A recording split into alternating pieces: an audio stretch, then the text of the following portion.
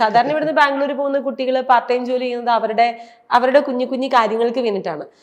ശ്രീനു അങ്ങനെ തന്നെയായിരുന്നു, അതോ സർവൈവൽ ആയിരുന്നോ?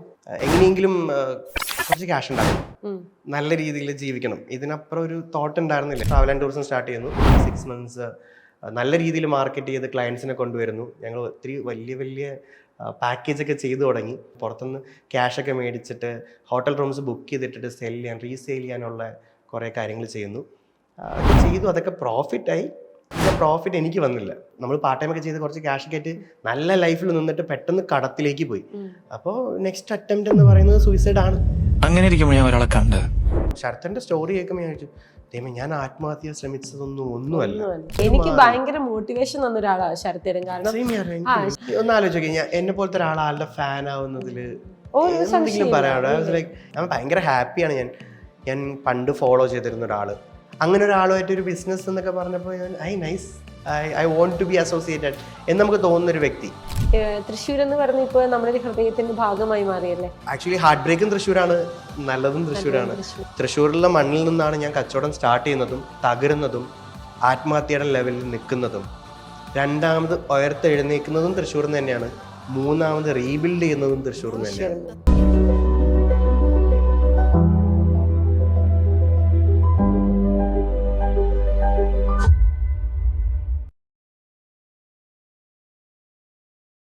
നമസ്കാരം. സ്പാർക്കിന്റെ സ്പാർക്കുള്ള പുതിയൊരു എപ്പിസോഡിലേക്ക് ഹാർദമായ സ്വാഗതം. 21-ാമത്തെ വയസ്സിൽ തന്റെ സംരംഭക യാത്ര തുടങ്ങിയ ഒരു ചെറുപ്പക്കാരൻ തന്നെ തന്റെ പാർട്ട്ണർ പറ്റിക്കുവാണെന്ന് തിരിച്ചറിഞ്ഞപ്പോൾ നഷ്ടപ്പെട്ടത് ലക്ഷങ്ങളായിരുന്നു. പക്ഷെ വിട്ടുകൊടുക്കാൻ ആ ചെറുപ്പക്കാരൻ തയ്യാറായില്ല.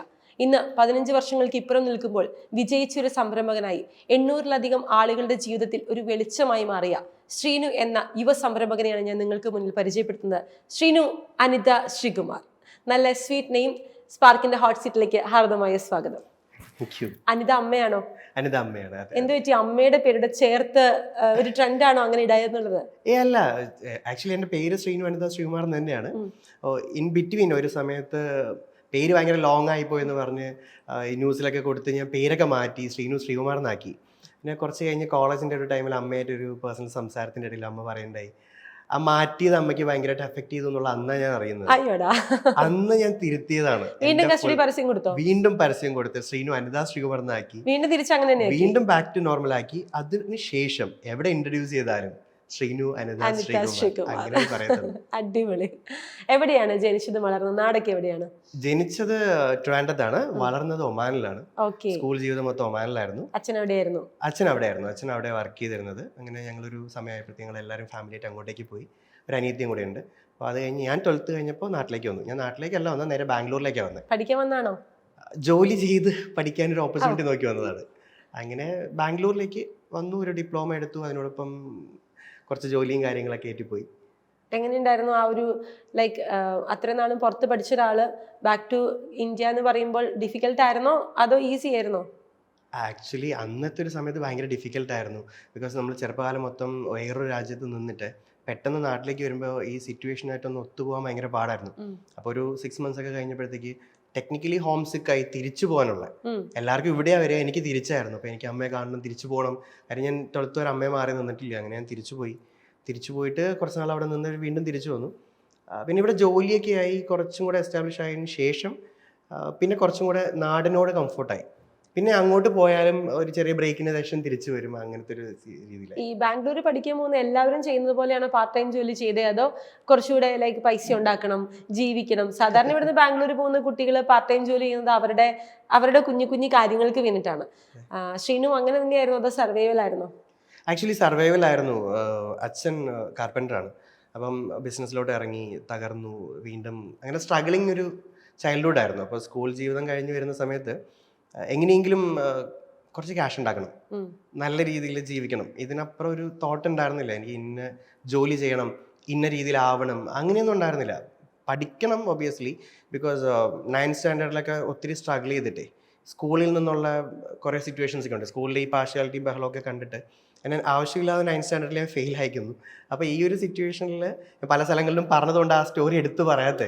അപ്പോൾ ഈ ഒരു സിറ്റുവേഷനിൽ എനിക്ക് പഠിക്കണം, അത് കളയാൻ പാടില്ല. അറ്റ് ദ സെയിം ടൈം എനിക്ക് വർക്ക് ചെയ്യണം. നാട്ടിൽ അതിനൊരു അവസരം കിട്ടാത്തത് കൊണ്ടാണ് ബാംഗ്ലൂർ ചൂസ് ചെയ്തത്. ബാംഗ്ലൂർ ചൂസ് ചെയ്ത് വർക്ക് ചെയ്യാൻ തുടങ്ങിയപ്പോൾ തന്നെ ഞാൻ ഓപ്പർച്യൂണിറ്റി സീക്കാൻ തുടങ്ങി. എങ്ങനെ അടുത്തൊരു കാര്യത്തിലേക്ക് പോവുക, എങ്ങനെ ബെറ്റർ ആവുക, അല്ലെങ്കിൽ ഒരു ബിസിനസ് എങ്ങനെ സ്റ്റാർട്ട് ചെയ്യും, അങ്ങനത്തെ ഒരു ലെവലിലേക്ക് ഗ്രാജുവലി മൂവ് ചെയ്യാൻ വേണ്ടിയാണ് ബാംഗ്ലൂർ ചൂസ് ചെയ്തത്. ഏത് പ്രായത്തിലാണ് സംരംഭകനാകുന്നത്? ഐ തിങ്ക് 21, 21ാമത്തെ വയസ്സിലാണ് ആദ്യത്തെ ബിസിനസ്. ആദ്യത്തെ ബിസിനസ് എന്ന് പറയുന്നത് അഡ്മിഷൻ തന്നെയായിരുന്നു. കുട്ടികളെ റെഫർ ചെയ്യുക, ഏതെങ്കിലും ഒരു കോളേജിൽ അഡ്മിഷൻ എടുത്ത് കൊടുക്കുക. അന്ന് ഞങ്ങൾക്ക് കിട്ടുന്ന ഒരു കമ്മീഷൻ ഒരു 5,000 rupees 10,000 rupees. അന്നത് ഭയങ്കര വലിയ എമൗണ്ട് ആണ്. നമുക്ക് ഒത്തിരി കാര്യങ്ങൾ, നമ്മുടെ സർവൈവൽ കാര്യങ്ങൾ അതിനെ ഡിപ്പെൻഡ് ചെയ്തിട്ടായിരുന്നു. പിന്നെ അതിനോടൊപ്പം പാർട്ട് ടൈം ജോലിക്ക് ചെയ്യുക, അങ്ങനത്തെ ഒരു ഇതിലായിരുന്നു. ഗ്രാജുവലി ഞാനൊരു ട്രാവൽ ആൻഡ് ടൂറിസം കമ്പനിയുടെ ഫ്രാഞ്ചൈസി പോലെ സ്റ്റാർട്ട് ചെയ്യുന്നു ബാംഗ്ലൂരിൽ. 21 വയസ്സ് 15 വർഷങ്ങൾക്ക് മുന്നേ. ആ സമയത്തൊക്കെ ഫ്രാഞ്ചൈസി ഇത്ര പോപ്പുലർ ആണോ? അല്ല, ഞാൻ അങ്ങനെയല്ല. ഞാനൊരു കമ്പനിയിൽ വർക്ക് ചെയ്യാൻ കയറി പരിചയപ്പെട്ട ഒരാളിന്റെ കെയർ ഓഫിൽ. അവർക്ക് നാട്ടിൽ ഓഫീസ് ഉണ്ട്. അവർ ബാംഗ്ലൂരിൽ ഔട്ട്റീച്ച് ആയിട്ട് നിന്ന് വർക്ക് ചെയ്യുന്നുണ്ട്. പിന്നെ ഞാൻ പറഞ്ഞു, ഞാനൊരു ഓഫീസ് ഇവിടെ ഇട്ടിട്ട് നിങ്ങളുടെ രീതിയിൽ വർക്ക് ചെയ്തോട്ടെ. അന്ന് എന്നെ സ്ട്രൈക്ക് ചെയ്തൊരു കാര്യമുണ്ട്, നല്ല ബ്രാൻഡ് നെയിം, കുറച്ച് നല്ല ആൾക്കാർ, മലയാളികൾ. അപ്പം ഞാനത് സ്റ്റാർട്ട് ചെയ്താൽ എന്നെ നിങ്ങൾ സപ്പോർട്ട് ചെയ്യുമെന്ന് ചോദിച്ചു. അതിനെന്താ, ഫുള്ളായിട്ട് സപ്പോർട്ട് ചെയ്തോളാം. അങ്ങനെ എൻ്റെ എക്സ്പെൻസിൽ ഞാൻ അവിടെ ഒരു ഓഫീസ് സ്റ്റാർട്ട് ചെയ്യുന്നു. അപ്പൊ ഈ എക്സ്പെൻസിന്റെ തുക എവിടുന്ന് കണ്ടെത്തി? ഈ ജോലി ചെയ്ത് കണ്ടെത്തി? ഈ പാർട്ട് ടൈം ചെയ്തിട്ട് മാറ്റി വെച്ച എമൗണ്ടിലേക്ക് അന്ന് സ്റ്റാർട്ട് ചെയ്യുന്നത്. എത്ര രൂപ സ്പെൻഡ് ചെയ്താണ്? അന്നത്തെ ഒരു അവസ്ഥയിൽ ഓഫീസ് എടുക്കാൻ അറൌണ്ട് ഒരു 1 lakh rupees അഡ്വാൻസും, എൻ്റെ ഓഫീസിന്റെ അന്നത്തെ റെന്റ് എക്സാക്ട്ലി പറയുകയാണെങ്കിൽ 15,000 rupees ആണ്. അത്രയും വർഷങ്ങൾക്ക് മുമ്പ്, അതും കോരമംഗല എന്ന് പറയുന്ന ഒരു സ്ഥലത്ത് പ്രൈം സ്പോട്ടിൽ എനിക്ക് കിട്ടിയത്, ഒരു റെഫറൻസിൽ കിട്ടിയത് ഒരു ചെറിയ സ്പേസ് ആട്ടോ. ഇത്രയും വർഷങ്ങൾക്ക് ശേഷം ഇന്നും എനിക്ക് ആ ഓഫീസ് ഉണ്ട്, ഇപ്പോഴും ഉണ്ട്. ആ പ്ലേസിന്റെ ഇമ്പോർട്ടൻസിനനുസരിച്ചിട്ട് ഇന്നും അതിന്റെ റെന്റ് അവർ എനിക്ക് ഹൈക്ക് ചെയ്തിട്ടില്ല. കാര്യം എൻ്റെ സ്ട്രഗിളും എൻ്റെ സർവൈവലും എല്ലാവരും കണ്ടതാ. അതുകൊണ്ട് ഇന്നും ചെറിയൊരു മാറ്റത്തോടു കൂടി ഞാൻ ആ ഓഫീസ് റിട്ടേൺ ചെയ്യുന്നുണ്ട്. അപ്പോൾ ഈ ഓഫീസ് സ്റ്റാർട്ട് ചെയ്യുന്നു, ട്രാവൽ ആൻഡ് ടൂറിസം സ്റ്റാർട്ട് ചെയ്യുന്നു. വിത്തിൻ 6 months നല്ല രീതിയിൽ മാർക്കറ്റ് ചെയ്ത് ക്ലയൻസിനെ കൊണ്ടുവരുന്നു. ഞങ്ങൾ ഒത്തിരി വലിയ വലിയ പാക്കേജ് ഒക്കെ ചെയ്തു തുടങ്ങി.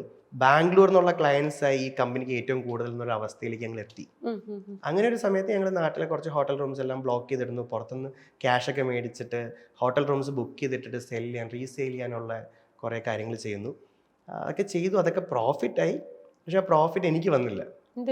ഈ എമൗണ്ട് മൊത്തം പോകുന്നത് കമ്പനി അക്കൗണ്ടിലേക്കാണ്, വിച്ച് ഇസ് ഇൻ തൃശ്ശൂർ അക്കൗണ്ടിലേക്കാണ് വരുന്നത്. അതെ, കാര്യം ഒറ്റ അക്കൗണ്ടേ ഉള്ളൂ. എനിക്കൊരു ബ്രാഞ്ച് ഉണ്ടെന്നേ ഉള്ളൂ, അവിടെ കമ്പനി അക്കൗണ്ട് ഒന്നുമില്ല. നാട്ടിലേക്ക് എമൗണ്ട് പോകുന്നപ്പോൾ ഞാൻ ചോദിക്കുമ്പോഴൊക്കെ എന്നോട് പറയുന്നത് തിരിച്ച് വന്നോളും, കുഴപ്പമില്ല എന്നൊക്കെ പറഞ്ഞു. ഒരു 2 മാസത്തോളം ഞാൻ വെയിറ്റ് ചെയ്തു. അത് കഴിഞ്ഞ് എൻ്റെ ഓഫീസിലേക്ക് എനിക്ക് അറിയുന്ന ഒരാളുമായിട്ടൊക്കെ പോയിട്ട് ഇങ്ങനെ എന്താണ് സിറ്റുവേഷൻ എന്ന് നോക്കുമ്പോഴാണ് ഈ പൈസ മൊത്തം അവർ റീഇൻവെസ്റ്റ് ചെയ്തു, അത് ലോസിലേക്ക് പോയി എന്ന് പറയുന്നത്.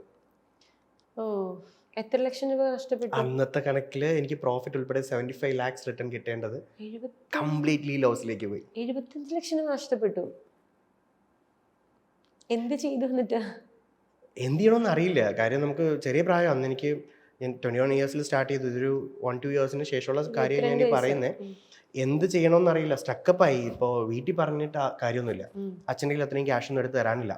പിന്നെ ചോദിക്കാൻ പറ്റുന്ന ആൾക്കാരെ നിന്നൊക്കെ മേടിച്ചിട്ടാണ് ഇൻവെസ്റ്റ് ചെയ്തിരിക്കുന്നത്. ഇത് തിരിച്ചു കൊടുക്കാനുള്ള ടൈം കഴിഞ്ഞു. വലിയ കടക്കാരനായി ഞാൻ പെട്ടെന്ന്, അതായത് നമ്മൾ പാർട്ട് ടൈം ഒക്കെ ചെയ്ത് കുറച്ച് ക്യാഷ് ഒക്കെ ആയിട്ട് നല്ല ലൈഫിൽ നിന്നിട്ട് പെട്ടെന്ന് കടത്തിലേക്ക് പോയി. അപ്പോൾ നെക്സ്റ്റ് അറ്റംപ്റ്റ് എന്ന് പറയുന്നത് സൂയിസൈഡ് ആണ്. വേറെ ഒന്നും ചെയ്യാനില്ല. ഇതെങ്ങനെ തിരിച്ചു കൊടുക്കും? ആൾക്കാരുടെ പ്രഷർ താങ്ങാൻ പറ്റുന്നില്ല. എനിക്ക് ഈ ക്യാഷ് ചോദിക്കുമ്പോൾ തന്നെ ടെൻഷനായി തുടങ്ങി. ഫോൺ എടുക്കാതിരിക്കാൻ പറ്റില്ല. അങ്ങനെ ഞാൻ പഠിച്ചുകൊണ്ടിരിക്കുകയും കൂടിയാണ്. അപ്പോൾ എനിക്കിത് എങ്ങനെ മാനേജ് ചെയ്യണം എന്നറിയാത്തൊരു സിറ്റുവേഷൻ. അപ്പോൾ സൂയിസൈഡ് ചെയ്തില്ല. ആ സമയത്ത് ഒരു തോന്നിയൊരു ഐഡിയ ആണ്, ഞാൻ അഡ്മിഷൻസ് സൈഡ് ബൈ സൈഡ് ചെയ്യുന്നുണ്ട്, അതിൽ തന്നെ എങ്ങനെയെങ്കിലും പിടിച്ചു നിന്ന് ഞാൻ ആദ്യം വിളിച്ചിട്ട് ഈ കൊടുക്കാനുള്ള ആൾക്കാരത്തൊക്കെ റിയൽ സ്റ്റോറി പറഞ്ഞു കൊടുത്തു. നിങ്ങൾ എന്നെ കൊന്നിട്ടും കാര്യമൊന്നുമില്ല, കുറച്ച് സമയം എൻ്റെ ഇല്ല, എനിക്ക് ടൈം തരണം, ഞാൻ തിരിച്ച് തരാം. അങ്ങനെ ഒത്തിരി പേരല്ല, കുറച്ച് പേര് അവരത് കേട്ടു, എനിക്ക് ടൈം തന്നു. ഞാൻ ആ പറഞ്ഞ ടൈമിൽ അവർക്ക് പ്രോഫിറ്റ് ഒന്നും 1 രൂപ പോലും കൊടുക്കാൻ പറ്റിയിട്ടില്ല. പക്ഷെ മേടിച്ച ക്യാഷ് മൊത്തം തിരിച്ചു കൊടുത്തു. അവരെത്രയാണോ ഇൻവെസ്റ്റ് ചെയ്ത് ഞാൻ തിരിച്ചു കൊടുത്തു. കുറച്ച് ടൈം എടുത്തിട്ടാണ് കൊടുത്തത്. അപ്പോൾ അങ്ങനെ സപ്പോർട്ട് ചെയ്ത് നിന്നതാണ് അഡ്മിഷൻസ് ആ ഒരു സമയം മുതൽ. ഈ ഇത്രയും പൈസയുടെ കടം വന്നു, വീട്ടിൽ പറയാൻ പറ്റില്ല, നമുക്കിത് ഷെയർ ചെയ്യാൻ ആരുമില്ല, നമ്മൾ ഒരു സൂയിസൈഡിൻ്റെ വക്കിലേക്ക് പോയൊരു വ്യക്തി തിരിച്ചു വരിക എന്ന് പറയുന്നത് ചെറിയ മാനസികാവസ്ഥയല്ല. തിരിച്ചു വരണമെന്ന് അത്രയും ആഗ്രഹിച്ചാൽ മാത്രമാണ് നമുക്ക് വരാൻ പറ്റത്തുള്ളൂ. അങ്ങനെ ഡ്രൈവ് ചെയ്ത ഫോഴ്സ് എന്തായിരുന്നു? അങ്ങനെ ഡ്രൈവിംഗ് ഫോഴ്സ് എന്താണെന്ന് ചോദിച്ചിട്ടുണ്ടെങ്കിൽ, എനിക്ക് എൻ്റെ വീട്ടിൽ അച്ഛൻ, അമ്മ, അനിയത്തി. അപ്പോൾ ഞാനൊരു ചെറിയൊരു സർക്കിളിൽ വളർന്നു വന്നതാണ്. അപ്പോൾ എനിക്ക് അവർ മാത്രമാണ് എപ്പോഴും എൻ്റെ കൂടെ ഉണ്ടായിട്ടുള്ളത്. അപ്പോൾ ഒരു പോയിന്റിൽ ആ ഒരു ചെറിയ പ്രായത്തിൽ ഞാൻ ആലോചിച്ചു, ഞാൻ പോയി കഴിഞ്ഞാൽ പിന്നെ അവരുടെ കാര്യം എന്ത് ചെയ്യും? What if my dad loses job and അനിയത്തി പഠിച്ചുകൊണ്ടിരിക്കുകയാണ്, അമ്മ ജോലി ചെയ്യുന്നില്ല, എനിക്ക് നാട്ടിൽ വീടൊന്നുമില്ല, ഇപ്പോൾ പുറത്താണെങ്കിൽ നിൽക്കുന്ന റെൻറ്റഡ് ഹൗസിനാണ്, ഇവർ തിരിച്ച് എവിടെ പോകും? ഞാൻ ഇതൊക്കെ ആലോചിച്ച് എനിക്ക് എന്തെങ്കിലും പറ്റിക്കഴിഞ്ഞാൽ ഇവരാരും നോക്കും? അപ്പോൾ ഇങ്ങനെ കുറേ തോട്ട്സിൻ്റെ ഇടയിൽ ഒരു ബ്രേക്ക് ത്രൂ കിട്ടി. ഓക്കെ, ഒരു ടൈം കഴിയുമ്പോൾ നമുക്ക് മനസ്സിലാവുമല്ലോ, ലെറ്റ് മീ ഫേസ് ഇറ്റ്, എന്ത് തന്നെ ആയിക്കോട്ടെ നമുക്ക് നേരിടാം.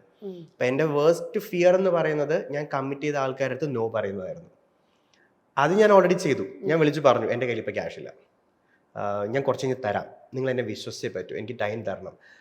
ഇത് കേട്ടിട്ട് അവർ മിണ്ടാതിരുന്നിട്ടൊന്നുമില്ല. അവരിടയ്ക്കൊക്കെ വിളിച്ചിട്ട് എന്തായി എന്നൊക്കെ ചോദിച്ച് റിമൈൻഡറൊക്കെ തന്നിട്ട് പ്രഷറൊക്കെ തരുന്നുണ്ടായിരുന്നു. പക്ഷേ ഒരു ട്രസ്റ്റ് എന്നിലുണ്ടായിരുന്നു, ഇത് തിരിച്ച് കിട്ടും കൊടുക്കും എന്നുള്ള ട്രസ്റ്റ് ഉണ്ടായിരുന്നു. ആ ഒരു രീതിയിൽ അങ്ങ് പോയി, അത്രേ ഉള്ളൂ. അടുത്ത് എന്ത് ചെയ്തു? നെക്സ്റ്റ് എന്തായിരുന്നു ഷീനുവിന്റെ പ്ലാൻ? എനിക്ക് ചെറുപ്പം മുതലേ ഒരു ഓൺട്രപ്രണർ ആവണം എന്നുള്ള ഒരു ആഗ്രഹമുണ്ട്. അത് എന്തിനാന്ന് ചോദിച്ചു കഴിഞ്ഞാൽ ഒരു ജോലിയിൽ മാത്രം നിന്ന് ഒതുങ്ങിക്കൂടാൻ പറ്റില്ല. എനിക്ക് കുറേ പേർക്ക് ജോലി കൊടുക്കണം, ഒരു വലിയ കാര്യത്തിലേക്ക് കൊണ്ടുവരണം, ഇങ്ങനത്തെ ഒരു ആഗ്രഹം ചെറിയ നാൾ മുതൽ ഉണ്ട് എനിക്ക്. അപ്പോൾ ഇതെങ്ങനെ ഇതിലോട്ട് ഇറങ്ങണമെന്ന് യാതൊരുവിധ ഐഡിയ ഇല്ല. ബിക്കോസ് ഫാമിലി ബാക്ക്ഗ്രൗണ്ടിൽ ഇതിനെ പറ്റിയ ഒരു എൻവയോൺമെന്റ് ഉണ്ടായിരുന്നില്ല, പറഞ്ഞു തരാൻ ആരുമില്ല. അപ്പോൾ ഇതൊക്കെ കഴിഞ്ഞ് ഞാൻ ഗ്രാജുവലി ഡിഗ്രി കഴിഞ്ഞ് MBA ഒക്കെ എടുക്കുന്ന സമയത്തൊക്കെ എനിക്ക് ഓൾറെഡി സ്വന്തമായിട്ട് കമ്പനി ഉണ്ട്. ലോസിലേക്ക് പോയാലും ഞാനിത് റിട്ടേൺ ചെയ്യുന്നുണ്ടായിരുന്നു, ഇതിനെ കളഞ്ഞില്ല. ഞാൻ പറ്റുന്ന പാക്കേജൊക്കെ ചെയ്യുന്നുണ്ടായിരുന്നു, അതിനോടൊപ്പം അഡ്മിഷൻ ചെയ്യുന്നുണ്ടായിരുന്നു. അപ്പോൾ എൻ്റെ ഒരു അൾട്ടിമേറ്റ് ഗോൾ എന്ന് പറയുന്നത് ഞാൻ ചെയ്യുന്ന കാര്യത്തിലേക്ക് കുറച്ച് കഴിയുമ്പോൾ കുറച്ച് അധികം ആൾക്കാരെ കൊണ്ടുവരിക, ഇവരുടെ കൂടെ നിന്ന് വർക്ക് ചെയ്യുക, ഇതിനെ വലുതാക്കി എടുക്കുക, അപ്പോൾ ഇതിനൊരു പ്രോപ്പർ കമ്പനി ഐഡൻറ്റിറ്റിയിലേക്ക് കൊണ്ടുവരിക, ഇങ്ങനെയൊക്കെ കുറച്ച് ആഗ്രഹം ഉണ്ടായിരുന്നു. പക്ഷെ ഒത്തിരി പേർക്ക് സാലറി കൊടുത്ത് നിർത്താനുള്ളൊരു കേപ്പബിലിറ്റി അന്ന് ഉണ്ടായിരുന്നില്ല. പക്ഷെ ഗ്രാജുവലി പോകെ പോകെ എൻ്റെ പ്രോഫിറ്റ് മാറി, ബിസിനസ് ബെറ്ററായി തുടങ്ങി. അങ്ങനെ ഒരു സിറ്റുവേഷൻ വന്ന സമയത്ത് ഞാൻ പറയുന്ന പോലെ കുറച്ച് ആൾക്കാരെയൊക്കെ സ്റ്റാഫായിട്ടൊക്കെ വെച്ചു, കുറച്ച് പേരുടെ അടുത്ത് സംസാരിക്കാനൊക്കെ തുടങ്ങി, നല്ലൊരു നെറ്റ്വർക്കിംഗ് സ്റ്റാർട്ട് ചെയ്തു. അങ്ങനെ ഗ്രാജുവലി വെറും അഡ്മിഷൻ ചെയ്തുകൊണ്ടിരിക്കുന്നതിൽ നിന്ന് കോളേജിൻ്റെ മാർക്കറ്റിങ്ങിലേക്ക് പോവാണ്. കോളേജിൻ്റെ മാർക്കറ്റിങ്ങിലേക്ക് പോയപ്പോൾ എനിക്ക് മനസ്സിലായി, നമ്മൾ കുറച്ച് സെയിൽ ചെയ്യുന്നതിലും ബെറ്റർ ഒരു കോളേജിനെ നന്നായി മാർക്കറ്റ് ചെയ്ത് ബ്രാൻഡ് ചെയ്യുന്നതാണ്. Because sale automatically will come. അങ്ങനെ ഞാൻ ബ്രാൻഡിങ്ങിലേക്ക് പോയി. ഇന്ന് ഞാൻ അറിയപ്പെടുന്നത് ബ്രാൻഡിങ് ആർക്കിടെക്ട് എന്നുള്ള ഒരു ടൈറ്റിലാണ്, not as an admission consultant. ആ ഒരു ഫേസ് എന്നിൽ നിന്ന് മാറി. അപ്പം ഞാൻ ഗ്രാജുവലി അതിലേക്ക് പോകുന്ന സമയത്ത് അഡ്മിഷൻസ് എന്ന് പറയുന്നത് ഒരു സബ് ഫീൽഡായി മാറി. കോളേജ് എടുക്കുന്നു, അവരെ മാർക്കറ്റ് ചെയ്യുന്നു, അവരെ ബ്രാൻഡ് ചെയ്യുന്നു. അപ്പോൾ ഇതിലേക്ക് വേണ്ടി ഞാൻ ആൾക്കാരുമായിട്ട് കണക്ട് ചെയ്യാൻ തുടങ്ങി. അപ്പോൾ എൻ്റെ അണ്ടറിൽ കുറച്ച് പേരെയൊക്കെ ഞാൻ കണക്ട് ചെയ്ത് കൊണ്ടുവന്നു, നോട്ട് ആസ് എ സ്റ്റാഫ്, ഞങ്ങൾ ഒരുമിച്ച് നിന്ന് വർക്ക് ചെയ്യാണ്. അപ്പോൾ അവരുടെ അണ്ടറിൽ എംപ്ലോയീസ് ഉണ്ടാവും, അവരുടെ അണ്ടറിൽ ഓഫീസ് ഉണ്ടാവും. അങ്ങനെ ഒരു വലിയ ഗ്രൂപ്പായി മാറിയത് ഗ്രാജുവലി. കുറച്ച് കഴിഞ്ഞപ്പോൾ ഞാനൊരു കോളേജ് കമ്മിറ്റ് ചെയ്ത് കഴിഞ്ഞാൽ എനിക്കിതിന് പ്രത്യേകിച്ച് വർക്കൊന്നും ചെയ്യണ്ട, ഈ ഗ്രൂപ്പിൽ തന്നെ ഇതെല്ലാം വർക്ക്ഔട്ട് ചെയ്യാനുള്ള ആൾക്കാരായി. Which become very much easy for us. നമുക്കിപ്പോൾ ഒരു കോളേജ് കമ്മിറ്റ് ചെയ്ത് കഴിഞ്ഞാൽ അതിനെ ബ്രാൻഡ് ആക്കാൻ, അതിനൊരു ഐഡന്റിറ്റി കൊണ്ടുവരാൻ, അല്ലെങ്കിൽ അതിൽ സെയിൽസ് കൊണ്ടുവരാൻ ഭയങ്കര ഈസിയായി. അപ്പോൾ രണ്ടും ഗ്രാജുവലി പോയി നല്ല രീതിയിൽ വന്നു എന്നാണ്. ആ ബിസിനസ് തന്നെയാണ് ഇപ്പോഴും കണ്ടിന്യൂ ചെയ്തുകൊണ്ടിരിക്കുന്നത്. ഇത്രയും വർഷമായിട്ട് ആ ബിസിനസ് തന്നെയാണ് കണ്ടിന്യൂ. ഇൻഫാക്ട് എനിക്ക് ആക്ച്വലി ഹോളിഡേയ്സ് ഞാൻ അത് വിട്ട് കൊടുത്തിട്ടില്ല. അന്ന് എനിക്കുണ്ടായിരുന്ന ക്ലയൻസും റെഫറൻസും ഇന്ന് ഞാൻ മെയിൻറ്റെയിൻ ചെയ്യുന്നുണ്ട്. ഞാൻ ഭയങ്കരമായിട്ടൊരു ബ്രാൻഡിങ് മാർക്കറ്റിംഗ് ചെയ്തിട്ട് റൺ ചെയ്യുന്നില്ലെങ്കിലും എൻ്റെ കൂടെ അന്നുണ്ടായിരുന്ന ക്ലയൻസിന് ഇന്നും എനിക്ക് തന്നെ അതിൻ്റെ സെയിൽസ് വരുന്നത്. എല്ലാ വർഷവും അവരുടെ പാക്കേജസ്, അവരുടെ ഫാമിലി, അവരുടെ ഫ്രണ്ട്സ്, അവരൊക്കെ ഞാൻ തന്നെ മാനേജ് ചെയ്യുന്നത്. അടിപൊളി. ഞാൻ പക്ഷേ ശ്രീനുവിനെ ഏറ്റവും കൂടുതൽ കണ്ടിരിക്കുന്നത് ഞങ്ങളുടെ വളരെ പ്രിയപ്പെട്ട ഒരു കൂട്ടുകാരൻ്റെ സ്റ്റാറ്റസിലും സ്റ്റോറിയിലും ഫോട്ടോസിലൊക്കെയാണ്, ശരത്തേട്ടൻ്റെയും അമ്മയുടെയും. അപ്പോൾ എനിക്ക് തോന്നുന്നു ശരത്തേട്ടനൊക്കെ സംസാരിക്കുന്നവർ ഏകദേശം സംസാരിക്കുകയൊക്കെ ചെയ്യുന്നത്. ശരത്തേട്ടനിലേക്കുള്ള ഒരു കണക്ഷൻ എങ്ങനെയായിരുന്നു? ശരത്തേട്ടനെ കാണുന്നത് ഫസ്റ്റ് റീൽസിൽ കാണുന്നത് എനിക്ക് തോന്നുന്നു ബാക്ക് ഇൻ 2017-18 സമയങ്ങളിലാണെന്ന് തോന്നുന്നു. ഗ്രാജുവലി ഇങ്ങനെ അമ്മയായിട്ട് ട്രാവൽ ചെയ്യുന്ന ഒരാളിൻ്റെ സ്റ്റോറി കാണുന്നപ്പോൾ അമ്മയായിട്ട് അറ്റാച്ച്ഡ് ആയിട്ടുള്ള ഒരാളാണ് ഞാനും. അപ്പോൾ ഇത് കണ്ടപ്പോൾ ഭയങ്കര കൗതുകം തോന്നി. എനിക്ക് ചെയ്യാൻ പറ്റുന്നില്ല, എനിക്ക് എൻ്റെ അമ്മയായിട്ട് ഒരിടത്തും പോകാൻ പറ്റുന്നില്ല. അമ്മ നാട്ടിലാണ്. ഇപ്പോൾ അമ്മയടുത്ത് അമ്മ എത്ര സ്ഥലങ്ങളിൽ പോയിട്ടൊന്നും ചോദിച്ചു കഴിഞ്ഞാൽ മേ ബി കയ്യിൽ എണ്ണാവുന്ന സ്ഥലങ്ങൾ പോലും അമ്മ പോയിട്ടുണ്ടാവില്ല. അപ്പോൾ ഇതെനിക്ക് ചെയ്തു കൊടുക്കണമെന്ന് ആഗ്രഹത്തിൽ നിൽക്കുന്ന സമയത്ത് മറ്റൊരു മകൻ അമ്മയ്ക്ക് ചെയ്തു കൊടുക്കുന്ന കാണുമ്പോൾ എനിക്ക് സ്വാഭാവികമായിട്ട് അട്രാക്റ്റഡ് ആവുന്നു. അങ്ങനെ ഞാൻ പുള്ളിയെ ഫോളോ ചെയ്യുന്നു, പുള്ളി ചെയ്യുന്ന കാര്യങ്ങളൊക്കെ നോട്ട് ചെയ്യുന്നു. അങ്ങനെ ഒരു പ്രാവശ്യം ഞാൻ നോക്കുമ്പോൾ ഞാൻ നാട്ടിൽ വരുമ്പോൾ ഉള്ള എൻ്റെ അതേ സൈക്കിളാണ് പുള്ളിക്കും. എങ്ങനെയാണെന്ന് വെച്ചിട്ടുണ്ടെങ്കിൽ ഞാൻ നാട്ടിൽ വരുമ്പോൾ ഗുരുവായൂർ പോവും, വടക്കുന്നാഥനിൽ പോവും. ഞങ്ങൾക്ക് അങ്ങനെ ഒരു ചെറിയൊരു റൗണ്ട് അടിക്കലുണ്ട്, ഒരു ഭക്തിമയം കണ്ടിട്ട് എന്നിട്ടാണ് ഞാൻ വർക്കിലേക്ക് പോകുന്നത്. ഞാൻ നോക്കുമ്പോൾ പുള്ളിയുടെ ഒരു പാറ്റേൺ സെയിം പാറ്റേൺ. ഞാൻ നോക്കുമ്പോൾ ഓക്കെ നൈസ്. അങ്ങനെ ഞങ്ങളൊരു പ്രാവശ്യം കോയിൻസിഡൻ്റലി ഒരു സ്ഥലത്ത് വെച്ച് കാണേണ്ടായി. അപ്പം ഞാൻ നോക്കിയപ്പം വിജയ് യേശുദാസ് ഉണ്ട്, ശരത്തേട്ടൻ ഉണ്ട്, അവിടെ കുറച്ച് ആൾക്കാരുണ്ട്. അപ്പം എനിക്ക് ഇദ്ദേഹത്തിൻ്റെ അടുത്ത് പോയിട്ട് ഒരു ഹായ് പറയണമെന്ന് വലിയൊരു ആഗ്രഹം. ഇങ്ങനെ പറയും ഇത്രയും ക്രൗഡിനിടയ്ക്ക്. ഞാൻ അങ്ങനെ ഒരു പ്ലാറ്റ്ഫോമിൽ ചെന്ന് നിന്നിട്ടില്ല. ഞാൻ കുറച്ച് നേരം വെയിറ്റ് ചെയ്ത് ആൾക്കാരൊക്കെ ഒന്ന് പറഞ്ഞപ്പോഴത്തേക്ക് ഒരാളുടെ അടുത്ത് പറഞ്ഞു, ശരത്തേട്ടൻ്റെ അടുത്തുനിന്ന് വിളിക്കുമോ എനിക്കൊരു ഹായ് പറയാനെന്ന് പറയുമ്പോൾ ആ പറയാമെന്ന് പറഞ്ഞ് പോയി വിളിച്ചു. ശരത്തേട്ടൻ അല്ല ഇറങ്ങി വന്നത്, വിജയ് ചേട്ടൻ ഇറങ്ങി വന്നത്, വിജയ് യേശുദാസ് ഇറങ്ങി വന്നത്. പുള്ളി ഇറങ്ങി വന്നിട്ട് എനിക്ക് ചോദിച്ചു ഹായ്. ഞാൻ ഹായ്, ഞാൻ ആക്ച്വലി ശരത്തേട്ടനെ കാണാനാണ് വെയിറ്റ് ചെയ്തത്, ചേട്ടനെ കാണാനല്ല. പുള്ളി ഇങ്ങനെ വന്നിട്ട് ആണോ ശരത്തെ നിന്നെ കാണാൻ ഒരാൾ വന്നു. അപ്പൊ പെട്ടെന്ന് ശരത്തേട്ടൻ ഇറങ്ങി വരുന്നു. എന്നിട്ട് ശരത്തേട്ടൻ പറഞ്ഞു ഞാൻ ഫോട്ടോ എടുത്ത് തരാന്ന് പറഞ്ഞ പുള്ളി എൻ്റെ ഫോണൊക്കെ മേടിച്ച് ചേട്ടാ അല്ല ഏട്ടാ ഞാൻ നിങ്ങളോട് ഫോട്ടോ എടുക്കാനാ വെയിറ്റ് ചെയ്യുന്നത്.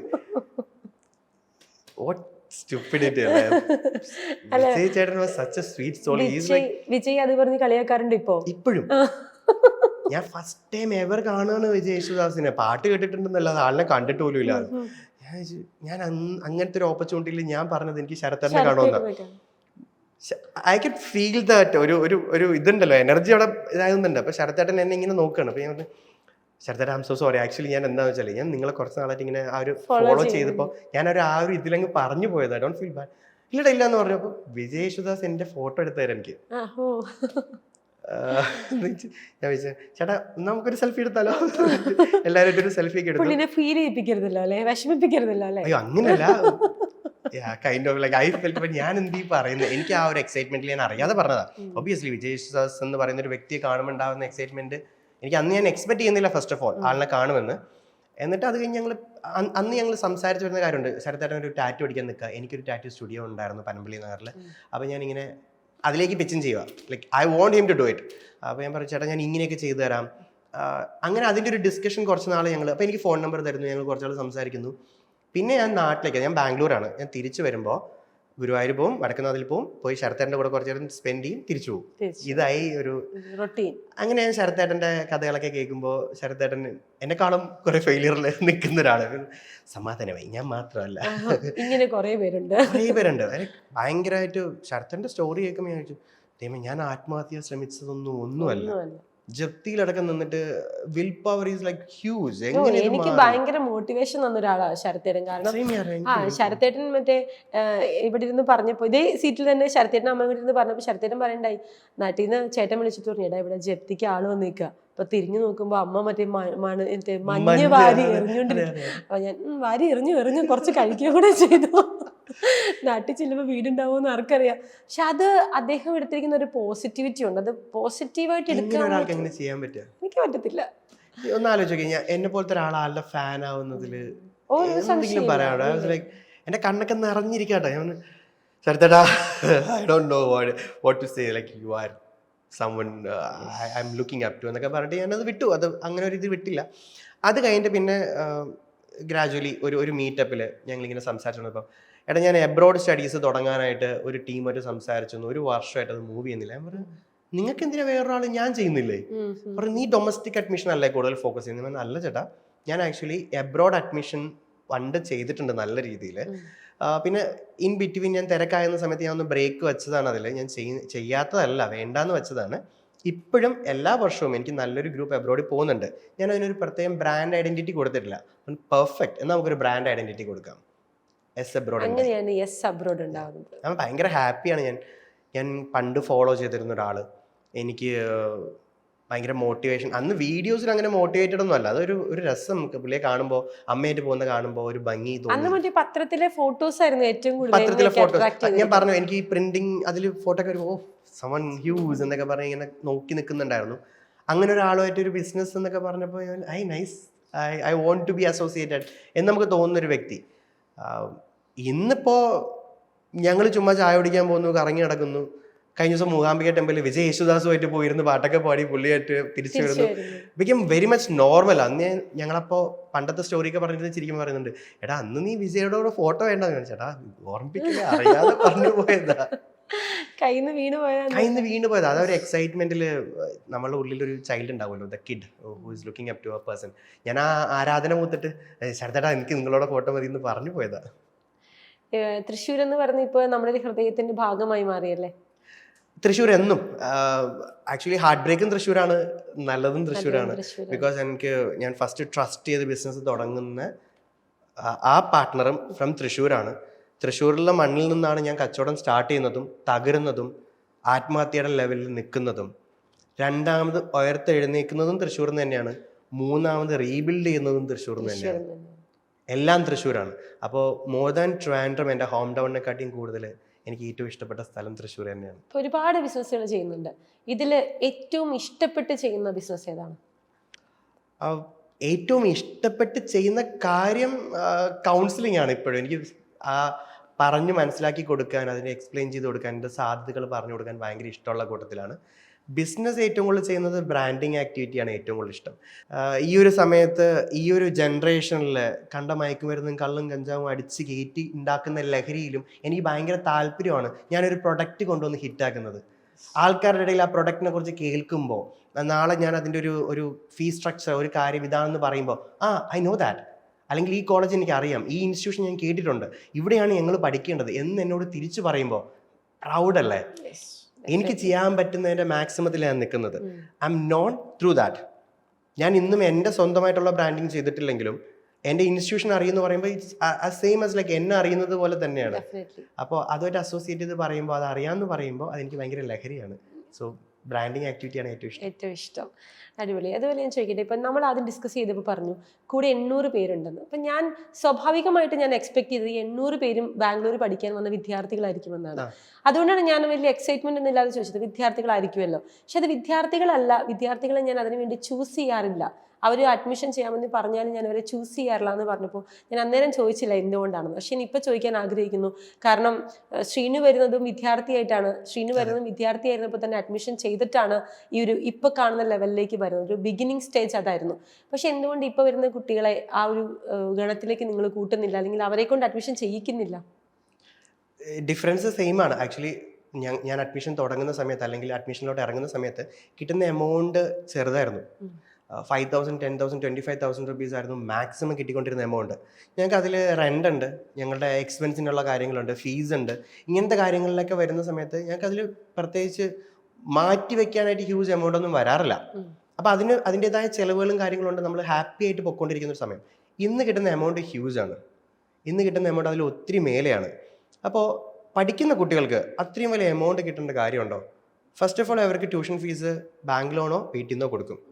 അവരുടെ ഹോസ്റ്റൽ ഫീസും സെയിം ബാങ്ക് ലോൺ ഓർ വീട്ടിൽ നിന്ന് കൊടുക്കും. പിന്നെ അവർക്കുള്ള ചെറിയ ചിലവുകളാണ്, മേ ബി കുറച്ച് ഷോപ്പിംഗ്, കുറച്ച് ട്രാവൽ, അങ്ങനത്തെ കാര്യങ്ങൾക്ക്. അതിന് ഇത്രയും വലിയ എമൗണ്ട് അവരുടെ കയ്യിൽ ഉണ്ടാവേണ്ട കാര്യമില്ല. അത്രയും വലിയ എമൗണ്ട് കുഞ്ഞുങ്ങളുടെ കയ്യിൽ വരുമ്പോൾ അത് മിസ്യൂസ് ചെയ്യപ്പെടും. ക്യാഷ് കൂടുതൽ വരുമ്പോൾ നമുക്ക് എന്ത് ചെയ്യണമെന്നുള്ള ആക്രാന്തം കൂടും. അതൊരു വീട് വെക്കണം, കാറ് മേടിക്കണം എന്നുള്ള ഒരു ജനറേഷനിലേക്ക് അവർ എത്തിയിട്ടില്ലാത്തത് കൊണ്ട് അതിനവർ വേറൊരു നെഗറ്റീവ് സൈഡിലേക്ക് കൊണ്ടുപോകും. അവർ വഴിതെറ്റിപ്പോവും. അതിൻ്റെ ആവശ്യമില്ല.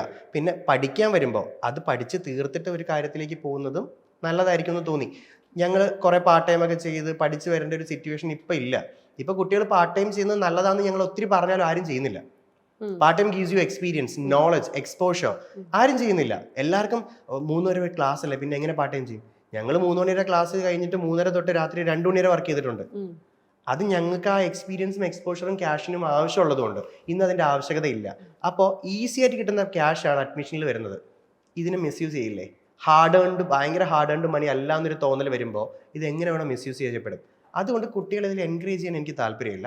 പകരം ഞാൻ നല്ലൊരു ബെൽറ്റ് ഫോം ചെയ്തിട്ടുണ്ട്, നല്ലൊരു group of consultants association form ചെയ്തിട്ടുണ്ട്. ഇവരുടെ അണ്ടറിൽ കുറേ കൺസൾട്ടൻസും ഓഫീസേഴ്സും സ്റ്റാഫും കാര്യങ്ങളായിട്ട് ഒരു വലിയ ഗ്രൂപ്പ് തന്നെയുണ്ട്. അപ്പോൾ it's very much easy to actually do business with consultants rather than students. കുട്ടികളെ ഇതിലേക്ക് കൊണ്ടുവരുന്ന സമയത്ത് അവർ വഴിതെറ്റി പോകുന്ന എനിക്ക് തോന്നുന്നത്. ടു എൻ എക്സ്റ്റെൻറ്റ് സപ്പോർട്ട് ചെയ്യാം, വഴിതെറ്റി പോകാനായിട്ട് നിൽക്കേണ്ട കാര്യമില്ല. നമ്മളൊരു കാരണക്കാരനാവേണ്ട ആവശ്യമില്ലല്ലോ അല്ലേ? എനിക്ക് പറ്റത്തില്ല ആ ഒരു എത്തിക്സിലേക്ക്. അതുപോലെ ഞാൻ ചോദിക്കുന്നത്, ഇപ്പം കുറേ സോഷ്യൽ മീഡിയയിൽ എക്സ്പോസ്ഡ് വീഡിയോസ്, അൺഹിഡൻ സ്റ്റോറീസ് ബാംഗ്ലൂർ പഠിക്കാൻ വരുന്ന കുട്ടികളെക്കുറിച്ച്. പക്ഷേ ഇതിൻ്റെ ഒരു റിയാലിറ്റി നമ്മൾ പലപ്പോഴും എന്താണ്, ഇത് ശരിയാണോ തെറ്റാണോ? ഇവൻ ഇപ്പം നമ്മുടെ നാട്ടിലെ പേരൻസിന് പേടിയാണ് കുട്ടികളെ ബാംഗ്ലൂർക്ക് പഠിപ്പിക്കാൻ അയക്കാനായിട്ട്. ബാംഗ്ലൂർക്ക് എന്നല്ല, അവരുടെ കൺവെട്ടത്തിൽ നിന്ന് പുറത്തേക്ക് വിടാനായിട്ട് പേടിയാണ്. പക്ഷേ അതിനുള്ള ലൈക്ക് നമുക്ക് കുട്ടികൾക്ക് നല്ല എഡ്യൂക്കേഷൻ കൊടുക്കണമെങ്കിൽ ഇത്തരത്തിലുള്ള വലിയ വലിയ സിറ്റീസിലേക്ക് വിടാതെ ഓപ്ഷൻ ഇല്ല. ബാംഗ്ലൂർ നിൽക്കുന്ന ഇത്രയും കോളേജസ് ആയിട്ട് അസോസിയേറ്റ് ചെയ്യുന്ന ഇത്രയും കുട്ടികളെ, ഇത്രയും സ്റ്റുഡൻസിനെ നേരിട്ട് കാണുന്ന ഒരു വ്യക്തി എന്ന നിലയിൽ നമ്മൾ ഈ സോഷ്യൽ മീഡിയയിൽ കാണുന്ന ഇത്തരത്തിലുള്ള അൺഹിഡൻ സ്റ്റോറീസിനോട് എങ്ങനെ റിയാക്ട് ചെയ്യുന്നു? സ്റ്റോറീസ് കൂടുതലും ആൾക്കാരിലേക്ക് എത്തിക്കാൻ വേണ്ടി ഉണ്ടാക്കിയെടുക്കുന്നതായിട്ടാണ് തോന്നിയിട്ടുള്ളത്. സത്യാവസ്ഥ എങ്ങനെയാണെന്ന് വെച്ചിട്ടുണ്ടെങ്കിൽ, ഒരു കുട്ടിക്ക് ബാംഗ്ലൂരിലാണെങ്കിലും ചെന്നൈയിലാണെങ്കിലും കൊച്ചിയിലാണെങ്കിലും നാട്ടിലെവിടെയാണെങ്കിലും വഴിതെറ്റി പോകാനുള്ള എല്ലാ ഓപ്പർച്യൂണിറ്റീസും ഉണ്ട്. അച്ഛൻ്റെ അമ്മയുടെയും കൂടെ നിന്ന് രാവിലെ ക്ലാസ്സിന് പോയി വൈകുന്നേരം വരുന്ന കുട്ടിക്ക് വഴിതെറ്റി പോകാനുള്ള ഓപ്പർച്യൂണിറ്റി ഇല്ലെന്നാണോ പറയുന്നത്? ഡെഫിനറ്റ്ലി ഉണ്ട്. നിങ്ങൾ ഇനി കോളേജ് ടൈമിംഗ് നോക്കി ഫാക്കൽറ്റീസായിട്ടൊരു ടച്ചിൽ ഇരുന്നാൽ പോലും കുട്ടികൾക്ക് വഴിതെറ്റി പോകണമെങ്കിൽ തെറ്റിപ്പോകാം. സ്വന്തമായിട്ടൊരു റെസ്പോൺസിബിലിറ്റി, ഉത്തരവാദിത്തം ഒരു കുഞ്ഞിൻ്റെ ഉള്ളിൽ നമ്മൾ ക്രിയേറ്റ് ചെയ്ത് വിട്ടാൽ മതി, അവർ വഴിതെറ്റി പോവില്ല. ബാംഗ്ലൂരിൽ ഇതിനുള്ള സാധ്യത കൂടുതലാണോ എന്ന് നിങ്ങൾ ചോദിച്ചു കഴിഞ്ഞാൽ മേ ബി ഒറ്റയ്ക്ക് നിൽക്കുകയല്ലേ, അല്ലെങ്കിൽ ഫ്രണ്ട്സുമായിട്ട് ഒരുമിച്ച് നിൽക്കുകയല്ലേ, അച്ഛനും അമ്മയുടെ കൺവട്ടത്തില്ല, എനിക്ക് എന്ത് വേണം ചെയ്യാം, അങ്ങനെ ഒരു കാഴ്ചപ്പാട് ഉണ്ടാവും. പക്ഷേ റെസ്പോൺസിബിൾ ആയിട്ടുള്ള ഒത്തിരി കുട്ടികളുള്ളൊരു സ്ഥലമാണ്. അപ്പോൾ നമ്മൾ ഈ പറഞ്ഞ് അവരെയും കൂടെ നെഗറ്റീവിലേക്ക് കൊണ്ടുപോയിക്കൊണ്ടിരിക്കുകയാണ്. ഈ കുട്ടികൾ വഴിതെറ്റി പോകാമെന്ന് പറയുന്ന ഡ്രഗ്സും പാർട്ടി പബ്ബൊക്കെ ആണെങ്കിൽ ഇത് നാട്ടിലെല്ലായിടത്തും ഉണ്ട്. ഒരു ബാംഗ്ലൂർ എന്ന് പറയുന്ന സ്ഥലത്ത് മാത്രമല്ല. ഇപ്പോൾ അവിടെ വന്നിട്ട് ഇത് ഫോഴ്സ്ഫുള്ളി ആരും നിർബന്ധിച്ച് നിങ്ങളുടെ തലയിൽ അടിച്ച് ഏൽപ്പിക്കുന്നില്ല. നിങ്ങൾ ക്യാഷ് കൊടുത്ത് മേടിച്ച്, അല്ലെങ്കിൽ ഇത് ഫ്രീ ആയിട്ടൊന്നും തരുന്നില്ലല്ലോ, നിങ്ങളുടെ ക്യാഷ് കൊടുത്ത് നിങ്ങൾ മേടിച്ച് യൂസ് ചെയ്യുന്ന സാധനമാണ്. അത് ചെയ്യാതിരുന്നാൽ പോരെ. നമ്മളൊരു വേറൊരു സ്ഥലത്തേക്ക് പോകുമ്പോൾ, നമ്മുടെ അച്ഛനും അമ്മയുടെ അടുത്തൊന്ന് മാറി നിൽക്കുമ്പോൾ നമ്മളൊരു ഇൻഡിവിജ്വൽ ഗ്രോത്ത് ഭയങ്കര ഹൈ ആയിട്ടുള്ള ഓപ്പർച്യൂണിറ്റി ഉണ്ട്. വൈ? ബിക്കോസ് നിങ്ങൾ നിങ്ങളുടെ സ്വന്തം കാര്യം നോക്കണം. വീട്ടിൽ അമ്മ അയൺ ചെയ്ത് കുക്ക് ചെയ്ത് വയ്ക്കുന്ന പോലെ അല്ല, സ്വന്തമായിട്ട് കുക്ക് ചെയ്ത് കഴിക്കണം, ഷർട്ട് വാഷ് ചെയ്യണം, അയൺ ചെയ്യണം, പോകാനുള്ള പ്രിപ്പറേഷൻസ് ചെയ്യണം. ഇതെല്ലാം നിങ്ങളാണ് ചെയ്യുന്നത്. ആസ് എൻ ഇൻഡിവിജ്വൽ വളർന്നു വരാൻ അത് ഒത്തിരി ഹെൽപ്പ് ചെയ്യും. നിങ്ങൾ നിങ്ങളുടെ വീട്ടിൽ തന്നെ കംഫർട്ട് സോണിൽ നിൽക്കുമ്പോൾ ഇതിലേക്ക് ഇറങ്ങിത്തിരിക്കാനുള്ള ബുദ്ധിമുട്ടുകൾ ഉണ്ടാവും. അങ്ങനെ പോകാൻ ഓപ്പർച്യൂണിറ്റി ഉള്ളൊരു സ്ഥലത്ത് കൊണ്ട് നിർത്തിയിട്ട് നിങ്ങൾ വഴിതെറ്റി പോകും, അതുകൊണ്ട് ഇവിടെ നിൽക്കണ്ട എന്ന് പറഞ്ഞ് തിരിച്ചു കൊണ്ടുവന്ന പാരൻസിനെ എനിക്കറിയാം. പകരം കുഞ്ഞിന് പറഞ്ഞു കൊടുക്കേണ്ട കാര്യമുണ്ട്. മോനെ, നീ ഒറ്റയ്ക്കാണ്, നിൻ്റെ കാര്യം നീയാണ് നോക്കേണ്ടത്, ഞങ്ങൾക്ക് നിന്നിൽ ഭയങ്കരമായിട്ടുള്ളൊരു ട്രസ്റ്റ് ഉണ്ട്, നീ ഒരിക്കലും വഴിതെറ്റി പോകില്ല, നിന്നെ അങ്ങനെയല്ല ഞങ്ങൾ വളർത്തിയത്, എന്തുണ്ടെങ്കിലും ഞങ്ങൾ സപ്പോർട്ട് ചെയ്തോളാം, you can come back home, നീ ആരോടും പറയണ്ട, വീട്ടിൽ വാ, ഞങ്ങൾ നോക്കിക്കോളാം. ഈ ട്രസ്റ്റ് കൊടുത്താൽ മതി, കുഞ്ഞുങ്ങൾ നന്നായി വരും. പകരം അവരെ പറഞ്ഞ് പേടിപ്പിച്ച് സ്റ്റോറീസ് കേട്ട് നമുക്ക് ഗ്രോത്തിലേക്കുള്ള ഒരു പ്ലാറ്റ്ഫോം നമ്മളായിട്ട് തന്നെ നശിപ്പിക്കുകയാണ്. ഏത് സ്ഥലത്താണെങ്കിലും, ഞാൻ മാർക്കറ്റ് ചെയ്യുന്ന സ്ഥലം മാത്രമല്ല, എവിടെയാണെങ്കിലും ഇത് തന്നെയാണ് അവസ്ഥ. അടിപൊളി. അബ്രോഡിൻ്റെ ഒരു ഫ്യൂച്ചർ എന്താ? കാരണം ഇപ്പം നമ്മളിങ്ങനെ കുറേ ന്യൂസസ് കേൾക്കുന്നുണ്ട്, UK ഓൾമോസ്റ്റ് ഫില്ലായി, ഇനി UK കുട്ടികളെ എടുക്കുന്നില്ല, കാനഡ എക്സോസ്റ്റഡ് ആയി, ഇനി കാനഡയിലേക്ക് എടുക്കുന്നില്ല, കാനഡ അവർ ഇൻഫ്രാസ്ട്രക്ചർ ഡെവലപ്പ് ചെയ്തുകൊണ്ടിരിക്കുകയാണ്, അതിനുശേഷം മാത്രമാണ് ഇനി നമ്മൾ ഇന്ത്യയിൽ നിന്നൊക്കെ കുട്ടികളെ എടുക്കുന്നുള്ളൂ. അങ്ങനെ കുറേ ന്യൂസസ് നമ്മൾ കേൾക്കുന്നുണ്ട്. ഇപ്പം ജർമ്മൻ മാത്രമാണ് ഇപ്പോൾ നടക്കുന്നുള്ളൂ. ശരിക്കും ഇതിൻ്റെ റിയാലിറ്റി എന്താണ്? ആക്ച്വലി ഈ ന്യൂസിൽ ഒരു 50% സത്യാവസ്ഥ ഉണ്ട് കേട്ടോ. ഇപ്പോൾ ചില കൺട്രിയിലോട്ട് എല്ലാ സ്ഥലങ്ങളിലും ഒരു സാച്ചുറേഷൻ പോയിന്റ് ഉണ്ട്. നമ്മളൊരു സ്ഥലത്ത് എന്തെങ്കിലും ഒരു കുറച്ച് ബെനിഫിറ്റ് ഉണ്ടെന്ന് പറഞ്ഞാൽ നമ്മൾ ഇവിടുന്ന് കൂട്ടം കൂടി എല്ലാം കൂടെ അങ്ങോട്ടേക്ക് പോകും. അതവിടെ നിറയും, സാച്ചുറേറ്റഡ് ആവും. ആ സാച്ചുറേറ്റഡ് ആവുന്ന സമയത്ത് അവർ ബ്ലോക്ക് ചെയ്യും. സോ അവർ പറയും നമുക്ക് ഇത്രയും പറ്റില്ല, അല്ലെങ്കിൽ നിങ്ങൾക്ക് ഇനി ഇവിടെ വന്ന് അവർക്ക് അവരുടെ ആൾക്കാരുടെയും കൂടെ കാര്യം നോക്കണ്ടേ. സോ നമ്മളെ ബ്ലോക്ക് ചെയ്യുന്നുള്ളത് സത്യമാണ്. എന്ന് വെച്ചിട്ട് ആ സ്ഥലത്തേക്ക് മാത്രമേ പോകാൻ പറ്റുള്ളൂ എന്നൊന്നുമില്ല. So there's English speaking country and അല്ലാത്ത സ്ഥലങ്ങൾ. ഇപ്പോൾ നിങ്ങൾ ജർമ്മനും ജപ്പാനൊക്കെ നോക്കുന്ന സമയത്ത് ലാംഗ്വേജ് മാൻഡേറ്ററി ആണ്. ഇത് ക്വാളിഫൈ ആയാൽ മാത്രമേ നിങ്ങൾക്ക് അവിടെ പോയി നിന്ന് പഠിക്കാനോ വർക്ക് ചെയ്യാനോ സാധിക്കത്തുള്ളൂ. നേരെ മറിച്ച് UK കാനഡയ്ക്ക് ആണെങ്കിൽ ഇംഗ്ലീഷ് മതി, IELTS മാത്രം മതി. അപ്പോൾ ആൾക്കാർ ഈസി ആയിട്ട് പോകാൻ പറ്റുന്ന സ്ഥലം എന്ന് കണക്കാക്കിയിട്ടാണ് IELTS എടുത്ത് നേരെ UK കാനഡയിലേക്ക് പോകുന്നത്. ബിക്കോസ് ഓൾമോസ്റ്റ് എല്ലാവർക്കും ഇംഗ്ലീഷ് ഓക്കെ ആണ്. പക്ഷെ കുറച്ച് വർക്ക് ചെയ്യാൻ റെഡി ആണെങ്കിൽ, കുറച്ചും കൂടെ സ്ട്രഗിൾ ചെയ്യാൻ വില്ലിങ് ആണെങ്കിൽ, നിങ്ങൾക്ക് കുറച്ച് ലാംഗ്വേജ് പഠിക്കാൻ പറ്റിയാൽ നിങ്ങൾക്ക് ബെറ്റർ ഓപ്പർച്യൂണിറ്റീസ് വേറെ കൺട്രീസിൽ കിട്ടും. ഞാൻ ഒരു കൺട്രിയും സപ്പോർട്ട് ചെയ്ത് പറയുന്നില്ല, എല്ലായിടത്തും നിങ്ങൾ സെക്കൻഡ് സിറ്റിസൺ ആണ്. നിങ്ങൾ നിങ്ങളുടെ നാട് വിട്ടാൽ നിങ്ങൾ അവിടെ ചെല്ലുമ്പോൾ നിങ്ങൾ സെക്കൻഡ് സിറ്റിസൺ ആണ്. ഞാൻ ഇന്ന് വരെയും എബ്രോഡ് അഡ്മിഷൻസ് ചെയ്യുമ്പോൾ ആരോടും പറഞ്ഞിട്ടില്ല അവിടെ പോയി സെറ്റിൽ ആയിക്കോന്ന്. ഇവിടെ നിന്നൊരു പുറത്തൊരു സ്ഥലത്തേക്ക് പോകുന്നു, utilise it to the maximum. പോയി പഠിക്ക്, അവിടുത്തെ കാര്യങ്ങൾ മനസ്സിലാക്കൂ, അവിടെ വർക്ക് ചെയ്ത് അവിടുത്തെ ഒരു എക്സ്പോഷർ കൊണ്ടുവന്ന് നിങ്ങൾക്ക് എന്തുകൊണ്ട് നിങ്ങളുടെ രാജ്യത്തേക്ക് തിരിച്ചു വന്ന് സെറ്റിൽ ആവാൻ പറ്റുന്നില്ല? എന്തുകൊണ്ട് ചെയ്തുകൂടാ? നമുക്ക് എല്ലാവർക്കും നമ്മുടെ നാട്ടിനെക്കാട്ടിയും ഫ്രീഡം വേറെ ഒരിടത്തും കിട്ടില്ല. നമ്മുടെ അച്ഛനും അമ്മയും നമ്മളെല്ലാവരും ഉള്ളൊരു നാട് ഇത്. ഈ ഒരു ലൈഫിൽ ഇതാണ് നമ്മുടെ ഏറ്റവും ഇമ്പോർട്ടൻറ്റ് വാല്യൂ ചെയ്യേണ്ട ഒരു പോയിന്റ്. ഇത് കളഞ്ഞിട്ട് നാട്ടിൽ നിന്ന് പോയി വേറെ എവിടെയോ പോയി സെറ്റിൽ ചെയ്യാണ്. ഒരു പരിധി വരെ ഇവിടെ നിന്ന് ലോൺ എടുക്കും, അവിടെ പോകും, ലോൺ അടച്ച് തീർക്കും, തിരിച്ചു വരും. അല്ലെങ്കിൽ അവിടെ തന്നെ നിന്ന് സ്ട്രഗിൾ ചെയ്യും. പിന്നെ അവിടെ കുറെ ലോൺ ഉണ്ടാക്കിയിടും, പിന്നെ അപ്പൊ ഇത് ഭയങ്കര ബേർഡൻ ആവും, ഡെറ്റ് ആവും. പിന്നെ അത് തീർക്കാനായിട്ട് അവിടെ നിന്ന് കഷ്ടപ്പെടും. അങ്ങനെയല്ല ചിന്തിക്കേണ്ടേ. നിങ്ങൾ ഇവിടുന്ന് പോയി കഴിയുമ്പോൾ നിങ്ങളുടെ ഫസ്റ്റ് തിങ് എന്ന് പറയുന്നത് സെറ്റിൽ ആവുന്നുള്ളതിനപ്പുറം എനിക്ക് എന്ത് ബെറ്റർ ആയിട്ടുള്ള എക്സ്പോഷർ ഇവിടെ നിന്ന് കിട്ടും, എനിക്ക് എന്തൊക്കെ ബെറ്റർ കാര്യങ്ങൾ ഇംപ്ലിമെൻറ്റ് ചെയ്യാൻ പറ്റും. ബിക്കോസ് പല നാടും നമ്മുടെ നാട്ടിലെക്കാട്ടിയും ഡെവലപ്ഡ് ആണ്. അവിടെ നിന്ന് കിട്ടുന്ന എക്സ്പോഷർ ഇമ്പോർട്ടൻ്റ് ആണ്. അത് അക്യൂർ ചെയ്യുക, അത് അവിടെ ഇംപ്ലിമെൻറ്റ് ചെയ്യാൻ ശ്രമിക്കുക, പറ്റുന്ന പോലെ അവിടെ വർക്ക് ചെയ്യുക. ഒരു സമയം കഴിയുമ്പോൾ ഗിവ് ഇറ്റ് എ ടൈം, പഠിച്ചിറങ്ങി മേ ബി ഒരു 5 years, അത് കഴിഞ്ഞിട്ട് കുറച്ച് ക്യാഷൊക്കെ ആക്കി തിരിച്ചു വരൂ, നമ്മളെ നാട്ടിലൊന്ന് ജീവിക്കൂ. ഇവിടെയാണ് നിങ്ങളുടെ ലൈഫ് കൊണ്ടുപോവേണ്ടത്. ഇത് പറയുമ്പോൾ കുറേ നെഗറ്റീവ്സ് വരും, ഇവിടെ അത് തരുന്നില്ല, അത് അവിടെ തരുന്നില്ല. പേഴ്സണൽ പെർസ്പെക്റ്റീവാണ് എല്ലാ കാര്യങ്ങളും. എൻ്റെ നാട് വിട്ട് ഞാൻ പോവില്ല. ഞാൻ നിങ്ങളടുത്ത് ഒരിക്കലും ഈ നാട് വിട്ട് പോകാനായിട്ട് ആസ് എ കൺസൾട്ടൻറ്റ് പറയത്തുമില്ല. പോയി പഠിച്ച് തിരിച്ചു വരാനേ ഞാൻ ആവശ്യപ്പെട്ടു. ബാധിക്കൂട്ടോ, ഒരു പേടി പോയി തിരിച്ചു വരാനേ പറയത്തുള്ളൂ. പഠിക്കാനാണ് വിടുന്നത് നിങ്ങളെ, അല്ലാതെ ഓക്കെ ജോലിയായിട്ട് പോകുന്ന ആൾക്കാരുണ്ട്, കറക്റ്റാണ്, പോയിക്കോളൂ. പക്ഷെ ഞാൻ എഡ്യൂക്കേഷൻ കൺസൾട്ടൻ്റ് അല്ലേ, പഠിക്കാനല്ലേ വിടുന്നത്, പഠിച്ചിട്ട് തിരിച്ചു വാ. ഇപ്പോൾ ശ്രീനും ശരത്തേട്ടനും അല്ലെങ്കിൽ നിങ്ങളെപ്പോലെ വിജയിച്ചുകൊണ്ടിരിക്കുന്ന സംരംഭകർ ഒരുപാട് കുട്ടികൾക്ക് പ്രചോദനമാണ് ബിസിനസ്സിലേക്ക് വരാൻ, ബിസിനസ് ചെയ്യാൻ. ഇവനിപ്പോൾ നമ്മൾ ഈ ഒരു സ്പാർക്ക് എന്ന് പറയുന്ന നമ്മുടെ കോൺസെപ്റ്റ് പോലും നിങ്ങളുടെ കഥ അറിയിക്കുന്നതിലൂടെ ഒരുപാട് പേർക്ക് ഇൻസ്പിറേഷനാണ്. ഇങ്ങനെ ബിസിനസ് ചെയ്യാനൊക്കെ ആഗ്രഹിച്ച് ബിസിനസ്സിലേക്ക് ഒരു ഭയങ്കര കുറച്ചിലേ മുതൽ, ഇപ്പോൾ ശ്രീനു പറഞ്ഞു എൻ്റെ ആഗ്രഹം ഒരുപാട് പേർക്ക് ജോലി കൊടുക്കുക എന്നുള്ളതായിരുന്നു. ഇങ്ങനെയൊക്കെ ചെയ്യാൻ ആഗ്രഹിക്കുന്ന ഒരു തലമുറ ഇപ്പോഴും നമ്മുടെ മുന്നിലുണ്ട്. അവരോട് ശ്രീനുവിൻ്റെ ഇത്രയും വർഷത്തെ ഒരു സംരംഭക യാത്രയിൽ നിന്നും എന്ത് പറഞ്ഞു കൊടുക്കാൻ പറ്റും? ഫസ്റ്റ് പറയേണ്ടത് സ്ട്രഗിൾ ഈസ് റിയൽ. നിങ്ങൾ ഈ സ്ട്രഗിളൊന്നും ഇല്ലാതെ ഭയങ്കര ഈസി ആയിട്ട് ചെയ്യാൻ പറ്റുമെന്ന് വിചാരിച്ച് വരരുത്. സ്ട്രഗിൾ റിയൽ ആണ്. നിങ്ങൾക്ക് സൺഡേസ് ഉണ്ടാവില്ല, ഹോളിഡേസ് ഉണ്ടാവില്ല. You have to work day night, maybe 24/7 work ചെയ്യണം. ടു എ പോയിന്റ് വേർ നിങ്ങളെ ഐഡന്റിഫൈ ചെയ്യുന്ന ഒരു സ്റ്റേജ് എത്തും. ഓട്ടോമാറ്റിക്കലി നിങ്ങൾക്ക് വർക്ക് നടന്നുകൊണ്ടിരിക്കുന്ന ഒരു സ്റ്റേജ് എത്തും. ചോദിക്കട്ടെ, ഇപ്പൊ 24/7 വർക്ക് ചെയ്യുന്നുണ്ടോ? അതോ ആ ടൈം മാറിയിട്ടുണ്ട്. എത്ര വർഷം കൊണ്ട് മാറ്റിയെടുത്തു? 14 years.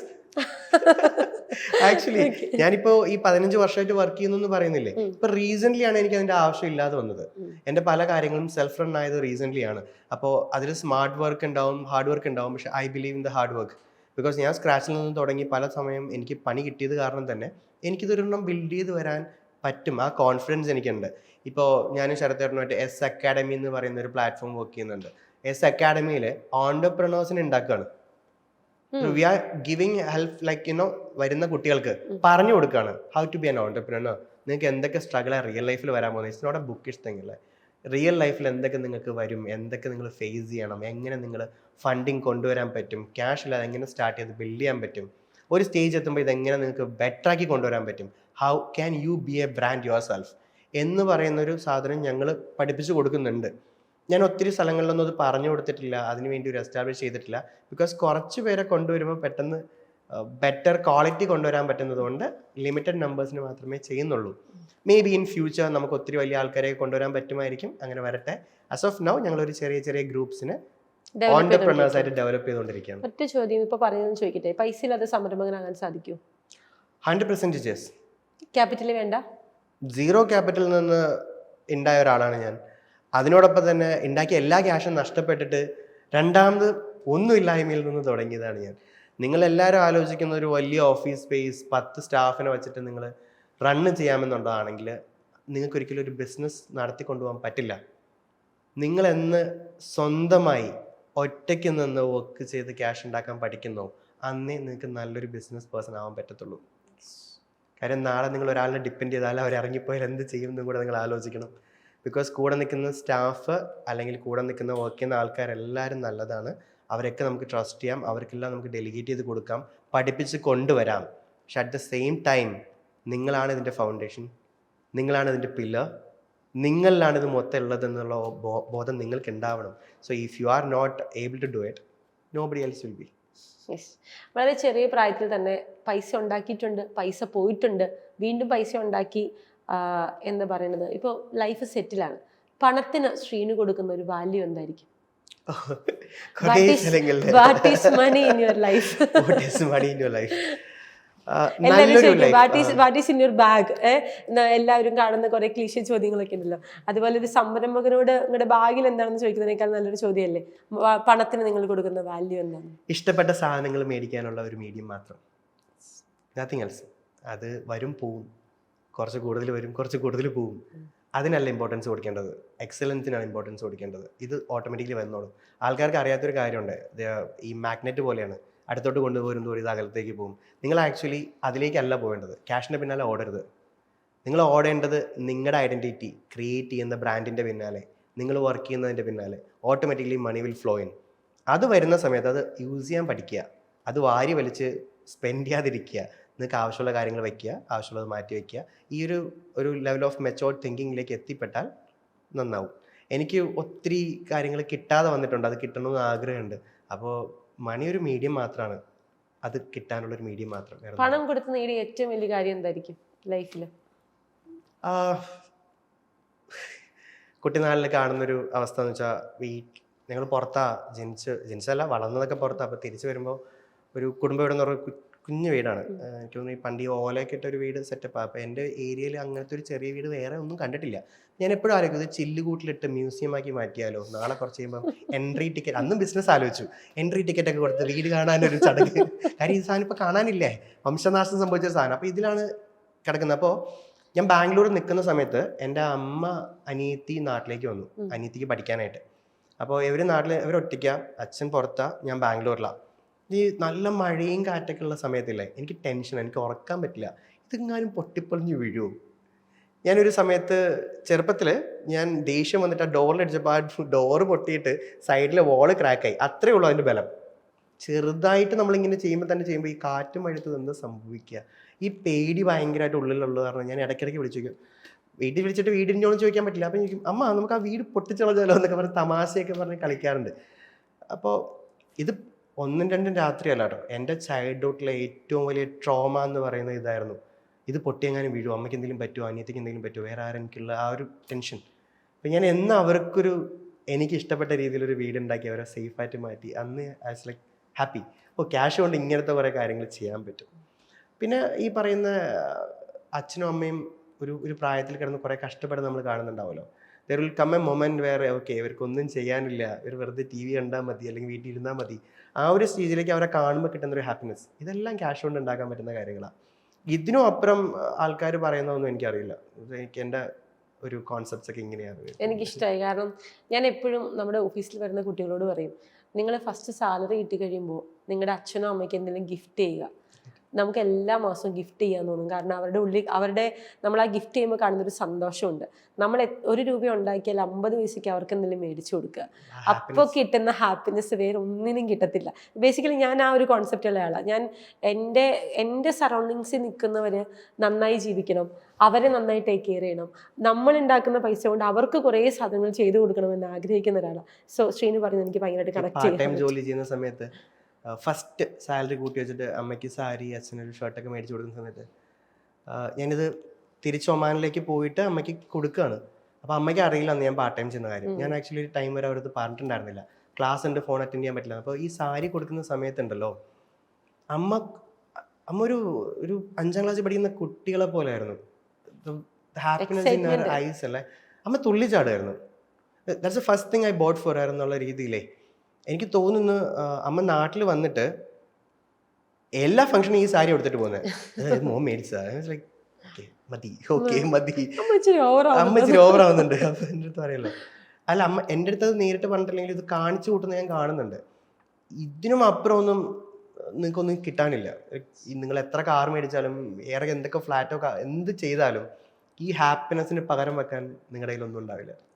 ലൈഫിലെ കുറേ വാല്യൂസ് അല്ലേ. ഒത്തിരി. ഏറ്റവും പ്രൗഡ് മൊമെന്റ് എന്തായിരിക്കും? ഞാൻ ഈ ഹോട്ട് സീറ്റിലെ എല്ലാം ഒരു മാൻഡേറ്ററി ചോദ്യമാണത്. കാരണം നമ്മളൊരു 14-15 വർഷത്തെ ഒരു സംരംഭക യാത്രയുണ്ട്. ഇപ്പം ഒമാനിലാണ് ജനിച്ചത്. അപ്പോൾ ആൾക്കാർ ചിന്തിക്കും, ഒമാനിൽ ജനിച്ചു വളർന്നൊരു വ്യക്തിക്ക് നാട്ടിൽ വീട് വയ്ക്കാൻ പാടുണ്ടോ, അല്ലെങ്കിൽ അച്ഛന് നാട്ടിൽ വീട് വെച്ചുകൂടായിരുന്നോ എന്ന് ചിന്തിക്കും. പക്ഷെ നമുക്കറിയാം നമ്മൾ കടന്നു പോകുന്ന സാഹചര്യം എന്തായിരുന്നു എന്ന്. അങ്ങനെയൊക്കെ തിരിഞ്ഞു നോക്കിയാൽ ലൈഫിലെ ഏറ്റവും ഒരു പ്രൗഡ് മൊമെന്റ് എന്തായിരിക്കും? ശ്രീനു എന്നും ഹൃദയത്തോട് ചേർത്ത് വെക്കാൻ ആഗ്രഹിക്കുന്ന ഒരു പ്രൗഡ് മൊമെന്റ്. ഞാൻ പറയാത്തൊരു സ്റ്റോറി പറഞ്ഞുതരാം. 9th സ്റ്റാൻഡേർഡ് 3 times അറ്റൻഡ് ചെയ്തിട്ടാണ് പാസ്സാക്കിയത്. കാര്യം സ്കൂളിൽ കുറേ ആവശ്യമില്ലാത്ത കോൺസെപ്റ്റ്സ് ഒക്കെ ഉണ്ട്. നിങ്ങൾക്ക് ഇത്ര ശതമാനം മാർക്ക് വേണം. അപ്പം നിങ്ങൾ എല്ലാ സബ്ജക്റ്റിനും പാസ്സാക്കിയാലും നിങ്ങളെ ചിലപ്പോൾ കയറ്റി വിടില്ല, സ്റ്റോപ്പ് ചെയ്ത് നിർത്തും. അച്ഛൻ കാർപ്പൻ്ററാണ്. അപ്പോൾ ഈ സ്കൂളിലേക്ക് വേണ്ടി വലിയ കോൺട്രിബ്യൂഷൻസ് ഒന്നുമില്ല, ഫീസ് അടയ്ക്കലല്ലേ ഉള്ളൂ. അപ്പോൾ എനിക്ക് വലിയ ഇമ്പോർട്ടൻസ് ഒന്നും തരാറില്ല. അപ്പോൾ എന്നെ ഫെയിൽ ആക്കിയാലും ആരും ചോദിക്കാനൊന്നും വരില്ല. അപ്പോൾ ഈ സാധനം പാരൻസ് ഒന്ന് റിക്വസ്റ്റ് ചെയ്യണം, മോൻ പഠിച്ചോളും കയറി പോകുന്നു. അച്ഛൻ കൊന്നാലും വരില്ല എന്ന് പറഞ്ഞുകൊണ്ട് ഞാൻ പാസ്സായില്ല, ഞാൻ ഫെയിലായി. രണ്ടാമത്തോട്ടും ഫെയിൽ ആയപ്പോൾ ഞാൻ പറഞ്ഞു എനിക്ക് സ്കൂളിലേക്കൊന്നും പോകണ്ടെന്ന് പറഞ്ഞാൽ ഞാൻ കളഞ്ഞിട്ട് ഇറങ്ങി വന്നു. ഞാൻ തിരിഞ്ഞു നോക്കിയിട്ടില്ല എന്ന് പറഞ്ഞ് പോയില്ല. അങ്ങനെ ഞാനൊരു അവിടെ ഒരു എൻ്റെ അങ്കിളിൻ്റെ ഒരു സ്റ്റോറിൽ നിന്ന് വർക്ക് ചെയ്യുന്ന സമയത്ത് ഇന്ത്യൻ എംബസിയിലെ ഒരു സാറ് അവിടെ വരികയുണ്ടായി. എന്നെ കണ്ടു. എൻ്റെ അടുത്ത് കുറേ കാര്യങ്ങളൊക്കെ ചോദിച്ചിട്ട് സ്കൂളിൽ വിളിച്ചത് കംപ്ലൈൻ്റ് ആയിട്ട് റേസ് ചെയ്തു. എൻ്റെ അച്ഛനെ വിളിച്ചു സ്കൂളിലേക്ക് കൊണ്ടുവന്നു. എന്താണ് ഈ കുഞ്ഞ് സ്കൂളിൽ പോകാതെ വർക്ക് ചെയ്യുന്നതെന്ന് ചോദിച്ചു. അവിടെ ഒന്നാമത് വർക്ക് ചെയ്യാൻ പാടില്ല ആ പ്രായത്തിൽ. ഞാൻ വർക്ക് ചെയ്യാന്നുള്ള രീതിയിലല്ല നിന്ന്, പക്ഷേ എന്നെ കണ്ട രീതിയിൽ ഞാൻ ബ്രൂമ് വെച്ച് തോക്കുമായിരുന്നു. അപ്പോൾ കണ്ട രീതിയിൽ എൻ്റെ അടുത്ത് അങ്ങനെ കുറേ സിറ്റുവേഷൻസ് വന്നു. അപ്പോൾ എൻ്റെ അടുത്ത് തിരിച്ച് വിളിച്ചിട്ട് പറഞ്ഞു കണ്ടിന്യൂ ചെയ്യാൻ പറഞ്ഞപ്പോൾ ഞാൻ പറഞ്ഞു 10th കണ്ടിന്യൂ എനിക്ക് ഇനി 9th ഇരിക്കാൻ പറ്റില്ല എന്ന് പറഞ്ഞു. ഇല്ല 7 months കഴിഞ്ഞ് ക്ലാസ് തുടങ്ങിയിട്ട് U can't be in 10th പറ്റില്ല എന്ന് പറഞ്ഞു.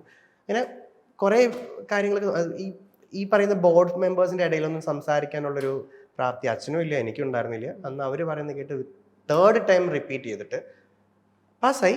10th കയറി. പിന്നെ അങ്ങോട്ട് തിരിഞ്ഞു നോക്കിയിട്ടില്ല. പിന്നെ പാസ്സായി കയറിപ്പോയി. അത് കഴിഞ്ഞിട്ട് മീഡിയ ഓണിൻ്റെ ഒരു പ്രോഗ്രാമിന് എന്നെ മസ്കറ്റിലോട്ട് വിളിച്ചു. ഞാൻ പറഞ്ഞില്ല ഒമാനിലേക്ക് തിരിച്ചു വരാൻ പറ്റില്ല എന്ന് പറഞ്ഞു.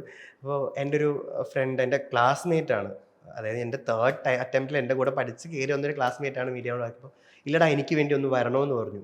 ഞാൻ പോയി. ഞാൻ ആ സ്റ്റേജിൽ നിന്ന് സംസാരിച്ചപ്പോൾ എൻ്റെ ഫ്രണ്ടിൽ ഇരുന്ന ആൾക്കാർ ഒമാനിലെ എല്ലാ സ്കൂളുകളിലെയും 90% മുകളിൽ മാർക്ക് മേടിക്കുന്ന കുട്ടികളാണ്. എനിക്ക് അവിടെ നിന്നിട്ട് സംസാരിക്കാൻ പറ്റുന്നില്ല. ഞാനിത് ഇവിടെ നിന്ന് ആ ഒരു കോൺസെപ്റ്റ് മാറി. എന്നിട്ട് ആ പ്രോഗ്രാം കഴിഞ്ഞിട്ട് വെരി നെക്സ്റ്റ് ഞാൻ 3 days പോയത്. വെരി നെക്സ്റ്റ് ഞാൻ പറഞ്ഞു എടാ എനിക്കൊരു ട്രോമ ഒന്ന് മാറ്റാനുണ്ട്, സ്കൂളിലേക്ക് പോകാൻ ആരെങ്കിലും എൻ്റെ കൂടെ വരുമെന്ന് ചോദിച്ചു. ഞാൻ സ്കൂളിലേക്ക് പോയപ്പോൾ എൻ്റെ അവിടെയുള്ള എല്ലാ ഫ്രണ്ട്സും സ്കൂളിലേക്ക് വന്നു. എന്നെ അന്ന് പഠിപ്പിച്ച കുറേ ടീച്ചേഴ്സ്, നല്ല കുറേ ഫാക്കൽറ്റീസ് അവിടെ ഉണ്ടായിരുന്നു. അവരെല്ലാവരുമായിട്ട് ഞാൻ സംസാരിച്ചു. എന്നെ അന്ന് ടോർച്ചർ ചെയ്ത ഫാക്കൽറ്റീസ് എല്ലാം അവിടെ നിന്ന് പോയിട്ടുണ്ടായിരുന്നു. അപ്പോൾ ബാക്കി എല്ലാവരോടും സംസാരിച്ച് സ്കൂളിലേക്ക് നിന്ന് ആ ഒരു മൊമെൻ്റ് ഉണ്ടല്ലോ, എന്നെ നശിപ്പിച്ചത് സ്കൂളാണെന്ന് ഞാൻ പറയില്ല, പക്ഷേ ഒരു കുട്ടിക്ക് കൊടുക്കാൻ പറ്റുന്നതിൻ്റെ മാക്സിമം ട്രോമ തന്നത് എൻ്റെ സ്കൂളാണ്. അതേ സ്കൂളിൽ ഞാൻ സക്സസ്ഫുൾ ആയിട്ട് ഡിപ്ലോമ, ഡിഗ്രി, മൾട്ടിപ്പിൾ MBAs, അതിന് പുറമെ ഞാൻ കുട്ടികളെ പഠിപ്പിക്കുന്നുണ്ട്. അമ്മ കൗൺസിലർ, കൺസൾട്ടൻറ്റ്, ബ്രാൻഡിങ് ആർക്കിടെക്ട്, എനിക്ക് പല കമ്പനീസും ഉണ്ട്. ഇന്ന് എനിക്ക് ആ സ്കൂളിന് എന്ത് വേണോ ചെയ്തു കൊടുക്കാം എന്നുള്ള ആറ്റിറ്റ്യൂഡിൽ ഞാൻ തിരിച്ചു തന്ന് നിൽക്കുമ്പോൾ കിട്ടിയൊരു മൊമെൻറ്റ്, അത് I can actually see that. എനിക്ക് അതിനും ക്രോസ് ചെയ്യാനായിട്ടൊന്നും നടന്നിട്ടില്ല. ബിക്കോസ് സ്കൂൾ എന്ന് പറയുന്നത് ഒരു കുട്ടിയുടെ ഏറ്റവും ഇമ്പോർട്ടൻ്റ് ആയിട്ടുള്ളൊരു സ്ഥലമാണ്. പാരൻസ് അല്ല, സ്കൂൾ. ബിക്കോസ് നിങ്ങൾ വീട്ടിനെക്കാട്ടിയും കൂടുതൽ ടൈം സ്പെൻഡ് ചെയ്യുന്ന സ്കൂളിലാണ്. അവിടെ നിങ്ങളെ ഒരു ടീച്ചർ കാണുന്ന രീതി, നിങ്ങളെ ട്രീറ്റ് ചെയ്യുന്ന രീതി, അത് നിങ്ങൾ പാരൻസ് മോണിറ്റർ ചെയ്യണമെന്ന് എപ്പോഴും പറയാം. എൻ്റെ പാരൻസ് അത് മോണിറ്റർ ചെയ്യാൻ പറ്റാത്ത ആൾക്കാരായിരുന്നു. അവർക്ക് ഇമ്പോർട്ടൻറ്റ് ടീച്ചേഴ്സ് പറയുന്നതാണ്. ഒരു ടീച്ചറെ വിളിച്ചിട്ട് മോൻ ഇന്ന് ഇങ്ങനെ ചെയ്തു എന്ന് പറയുമ്പോൾ അതിൻ്റെ പോസിറ്റീവ് നെഗറ്റീവ് നോക്കാതെ എനിക്ക് തല്ല കിട്ടുക. എന്തിനു ചെയ്തു? നമ്മൾ ക്യാഷ് കൊടുത്തൊരു കുഞ്ഞിനെ സ്കൂളിൽ അയക്കുന്നത് എന്തിനാ? അവരെ നല്ലൊരു ഇൻഡിവിജ്വലായിട്ട് ബിൽഡ് ചെയ്യാനല്ലേ, അവർക്ക് നല്ലൊരു ക്യാരക്ടർ ബിൽഡ് ചെയ്ത് കൊടുക്കാനല്ലേ, അവരെ പഠിപ്പിക്കാനല്ലേ. അങ്ങനെ ഒരു പ്ലേസിൽ നിന്ന് തിരിച്ചാ കംപ്ലൈൻറ്റ് പോകുന്നത്. ആക്ച്വലി എൻ്റെ പാരൻസാണ് കംപ്ലൈൻറ്റ് ചെയ്യേണ്ടത്, നിങ്ങൾ സ്കൂളിൽ പഠിപ്പിച്ചിട്ട് കൊച്ചു നന്നാവുന്നില്ല എന്ന്. തിരിച്ചാ പോകുന്നത്. അപ്പോൾ ഒരു 90% പാരൻസ് ഇത് വിശ്വസിക്കും. പ്രിൻസിപ്പളും ടീച്ചേഴ്സും പറയുന്നതാണ് അവർക്ക് ഇമ്പോർട്ടൻറ്റ് ഫാക്ടർ. അത് വിശ്വസിച്ചിട്ട് അവർ കുട്ടികളെ ട്രീറ്റ് ചെയ്യുന്ന രീതി ഭയങ്കര ഡിഫറെൻറ്റ്. അപ്പോൾ ചെറുപ്പത്തിൽ തന്നെ കുഞ്ഞുങ്ങളുടെ മൈൻഡ് മാറും. ഇവർ എല്ലാത്തിനോടും നെഗറ്റീവ് ആവും. ഇവർക്ക് ഡിപ്പെൻഡ് ചെയ്യാൻ ആളില്ലാതെ വരും. അതായത് ഒരു തെറ്റ് സംഭവിച്ചാൽ, ഒരാൾ മിസ്ബിഹേവ് ചെയ്താൽ പാരൻസിനോട് പോയി പറയാനുള്ള ധൈര്യമില്ലാതാവും. അപ്പോൾ എന്താ സംഭവിക്കുകയെന്നറിയോ? അവിടെ ഇതിനെ അവർ ഉള്ളിൽ ഒതുക്കും. ഇപ്പോൾ ആൾക്കാർ അതിനെ തെറാപ്പിക്ക് വിട്ട് ചികിത്സിക്കുന്നുണ്ട്. ഇതിൻ്റെ ഒന്നും ആവശ്യമില്ല. കുഞ്ഞിനെ ജനിപ്പിച്ച നല്ല രീതിയിൽ വളർത്തേണ്ട ഉത്തരവാദിത്വം നിങ്ങൾക്കുണ്ട്. അത് ക്വസ്റ്റ്യൻ ചെയ്യാനുള്ള അർഹതയും നിങ്ങൾക്കുണ്ട്. നിങ്ങൾ ക്യാഷ് കൊടുത്ത് പഠിപ്പിക്കുന്ന ഒരു സ്കൂളിൽ ഒരു കുഞ്ഞിനെ നല്ല രീതിയിലാണോ കൊണ്ടുപോകുന്നത് നിങ്ങൾ നോട്ട് ചെയ്യണം. അത് ചെയ്യാത്തിടത്തോണ്ടാണ് ഞങ്ങളെപ്പോലത്തെ ആൾക്കാർക്ക് നല്ലൊരു ഫൂട്ടേജ് അല്ലെങ്കിൽ നല്ലൊരു ഗ്രിപ്പ് കിട്ടാതെ വളർന്നു വരുന്നത്. ഞാൻ ആ വീഡിയോ പോസ്റ്റ് ചെയ്തു. അതിൻ്റെ താഴത്തെ കമൻസ് ഷോക്കിംഗ് ആണ്. സ്റ്റിൽ ഇപ്പോഴും സ്കൂളിൽ അതാ നടക്കുന്നതെന്ന് ഇപ്പോൾ പഠിക്കുന്ന കുട്ടികളുടെ കമൻസ് അതിൽ മൊത്തം. ഇത്രയും വർഷങ്ങൾക്ക് ശേഷം സ്കൂളിൽ നിന്ന് തുടങ്ങിയിട്ട് എത്ര വർഷമായി ചേട്ടാ, ഇപ്പോഴും ഇത് തന്നെയാണ് ഇവിടുത്തെ അവസ്ഥ. No change. ടീച്ചേഴ്സ് ഞങ്ങളെ ശത്രുക്കളെ പോലെയാണ് കാണുന്നത്. ശരിക്കും നമ്മളെ സ്കൂളിൽ കുഞ്ഞുങ്ങളെ അങ്ങനെയല്ല കാണേണ്ടത്. അങ്ങനെയുള്ള സ്കൂൾ അടച്ചു പൂട്ടണം. എംബസിയും ആൾക്കാരും അതിന് ഇനിഷ്യേറ്റീവ് എടുക്കണം. അതല്ലാതെ ഈ ട്രോമാസ് ചോദിക്കുന്ന പൈസ കൊടുത്ത് പഠിപ്പിക്കുന്ന സ്കൂളിൽ കുട്ടികൾക്ക് ട്രോമാസ് ഉണ്ടാക്കുന്ന ഒരു ഇൻസ്റ്റിറ്റ്യൂഷൻ ആവരുത് സ്കൂൾ. അപ്പോൾ ഇങ്ങനത്തെ ഒരു സ്ഥലത്തേക്ക്, തോറ്റ് പോയൊരു സ്ഥലത്തേക്ക് വിജയിച്ച് തിരിച്ചെല്ലുമ്പോൾ ഉള്ള ഹാപ്പിനെസ്, ദാറ്റ്സ് ഹ്യൂജ്. അടിപൊളി. എനിക്ക് എവിടെയൊക്കെ കണ്ണു നിറഞ്ഞു. ശരത്തേൻ്റെ കഥ കേട്ടപ്പോൾ ഞാനിത് കരയായിരുന്നു. ഓക്കെ, എനിവേ, എന്താണ് ഇനി ശ്രീനു എന്ന് പറയുന്ന ഈ സംരംഭകന്റെ future? See back to childhood days, അന്ന് എന്താവണം അത് തന്നെയാണ് ഇപ്പോഴും ആഗ്രഹം. ഓൺടർപ്രണർ എന്നുള്ള ലെവലിലേക്ക് ഞാൻ എത്തി. ഇനി ഓൺടർപ്രണേഴ്സിനെ ഉണ്ടാക്കി വരുന്നൊരു ലെവലിലേക്ക് എനിക്ക് മാറണം. കുറച്ച് കഴിയുമ്പോൾ നമ്മളുടെ കൂട്ടത്തിൽ നല്ല രീതിയിൽ സക്സസ്ഫുൾ ആയി പോകാൻ പറ്റുന്നത്, it's not a task, it can happen. നമുക്ക് ഹെൽപ്പ് ചെയ്യാൻ ആൾക്കാരുണ്ടെങ്കിൽ, നമുക്ക് നമ്മളെ റൂട്ട് ചെയ്യാൻ ആൾക്കാരുണ്ടെങ്കിൽ ചെയ്യാൻ പറ്റുമെന്ന് ആൾക്കാർക്ക് ട്രസ്റ്റ് ഉണ്ടാവണം. ആവശ്യമില്ലാത്ത കാര്യങ്ങളിലേക്ക് പോയി കുറേ ക്യാഷ് കളയാതെ ജെന്യുവിനിലേക്ക് അത് റൂട്ട് ചെയ്ത് നല്ല രീതിയിൽ ഹാപ്പി ആയിട്ട് വരാൻ പറ്റുന്ന കുറേ ആൾക്കാരെ ക്രിയേറ്റ് ചെയ്യാനായിട്ട് നമുക്ക് പറ്റണം. ആ സ്റ്റേജിലേക്ക് വളരണം, അത്രേ ഉള്ളൂ. അതിനുള്ള യാത്രയിലാണെന്നല്ലേ? അതിനുള്ള യാത്രയിലാണ്. അടിപൊളി. വളരെയധികം സന്തോഷം. ഷീനുന്റെ ഒരു അടിപൊളി ഇൻസ്പയറിംഗ് ആയിട്ടുള്ള വളരെ ഇമോഷണൽ ആയിട്ടുള്ള ഒരു എപ്പിസോഡ് എനിക്ക് വളരെ പേഴ്സണലി ഇഷ്ടപ്പെട്ടു. ഞാൻ ശരത്തേട്ടൻ്റെ വീഡിയോ എല്ലാവർക്കും അയച്ചു കൊടുക്കാറുണ്ട്. എന്നോട് ചോദിക്കും എന്നെ എടുത്ത് ഇന്റർവ്യൂ ഒന്ന് അയച്ചിരുന്നു ചോദിച്ചാൽ ഞാൻ ആദ്യം ശരത്തേട്ടൻ്റെ ഇന്റർവ്യൂ ആണ് എൻ്റെ വൺ ഓഫ് ദി ഇന്റർവ്യൂ ആയിട്ട് സെൻഡ് ചെയ്ത് കൊടുക്കാറുള്ളത്. അപ്പൊ അതുപോലെ എനിക്ക് ഇഷ്ടപ്പെട്ടു ഒരു അതെ അതെ അതെ. അപ്പം വളരെയധികം സന്തോഷം. നിങ്ങളുടെ ആ ഒരു സർക്കിളിലേക്ക് ഒരുപാട് പേര് വരട്ടെ, ഒരുപാട് ഓൺട്രപ്രണേഴ്സിനെ ഉണ്ടാക്കിയെടുക്കാൻ, ഒരു പുതിയ തലമുറയിൽ നിന്നും. കാരണം എനിക്ക് തോന്നുന്നു ഇപ്പോഴത്തെ ഒരു 22 വയസ്സിൽ താഴെയുള്ള കുട്ടികളാണ് നിങ്ങളെ ഫോളോ ചെയ്യുന്ന കൂടുതൽ സ്റ്റുഡൻസ്. അപ്പൊ അവരിൽ നിന്നും നല്ല കുറച്ച് സോൾസിനെ ഉണ്ടാക്കിയെടുക്കാൻ സാധിക്കട്ടെ, നല്ല കുറച്ച് ഓൺട്രപ്രണേഴ്സിനെ ഉണ്ടാക്കിയെടുക്കാൻ സാധിക്കട്ടെ. ഇന്ന് നമ്മൾ ശരത്തേട്ടൻ്റെ കഥ പോലെ ഒരുപാട് പേര് വന്ന് ശ്രീനിച്ചേട്ടൻ്റെ കഥ ഞങ്ങളെ ഭയങ്കര ഇൻസ്പയർ ചെയ്തു ഈ ഒരു ചെയറിൽ ഇരുന്ന് പറയാൻ സാധിക്കട്ടെ. അന്ന് ഇന്റർവ്യൂ എടുക്കാനുള്ള ഭാഗ്യം എനിക്കും ഉണ്ടാവട്ടെ എന്ന് ഞാനും ആഗ്രഹിക്കുന്നു. നമുക്ക് ഒരുമിച്ച് വളരാം അല്ലേ? തീർച്ചയായിട്ടും. അപ്പൊ വളരെയധികം സന്തോഷം. Thank you so much. വളരെ ഇൻട്രസ്റ്റിംഗ് ആയിട്ടുള്ള ഒരു എപ്പിസോഡ്. ഒരു വ്യക്തി തോൽക്കാൻ തീരുമാനിച്ചാൽ തോറ്റുകൊണ്ടേയിരിക്കും, പക്ഷെ ജയിക്കാൻ തീരുമാനിച്ചാൽ പിന്നെ ഒരിക്കലും അവനെ തോൽക്കാൻ സാധിക്കില്ല. അതിനൊരു ലിവിങ് എക്സാമ്പിൾ, ഒരുപാട് ലിവിങ് എക്സാമ്പിൾസ് ഞാൻ കാണിക്കാറുണ്ട്. പക്ഷെ വളരെ ഇമോഷണലി നമ്മളോട് സംസാരിച്ച ഒരു ലിവിങ് എക്സാമ്പിൾ. സോ ഇതുപോലെ നല്ലൊരു കഥയുമായിട്ട് ഞാൻ വീണ്ടും വരും. അതുവരെ നമുക്ക് കാണാം. നന്ദി, നമസ്കാരം.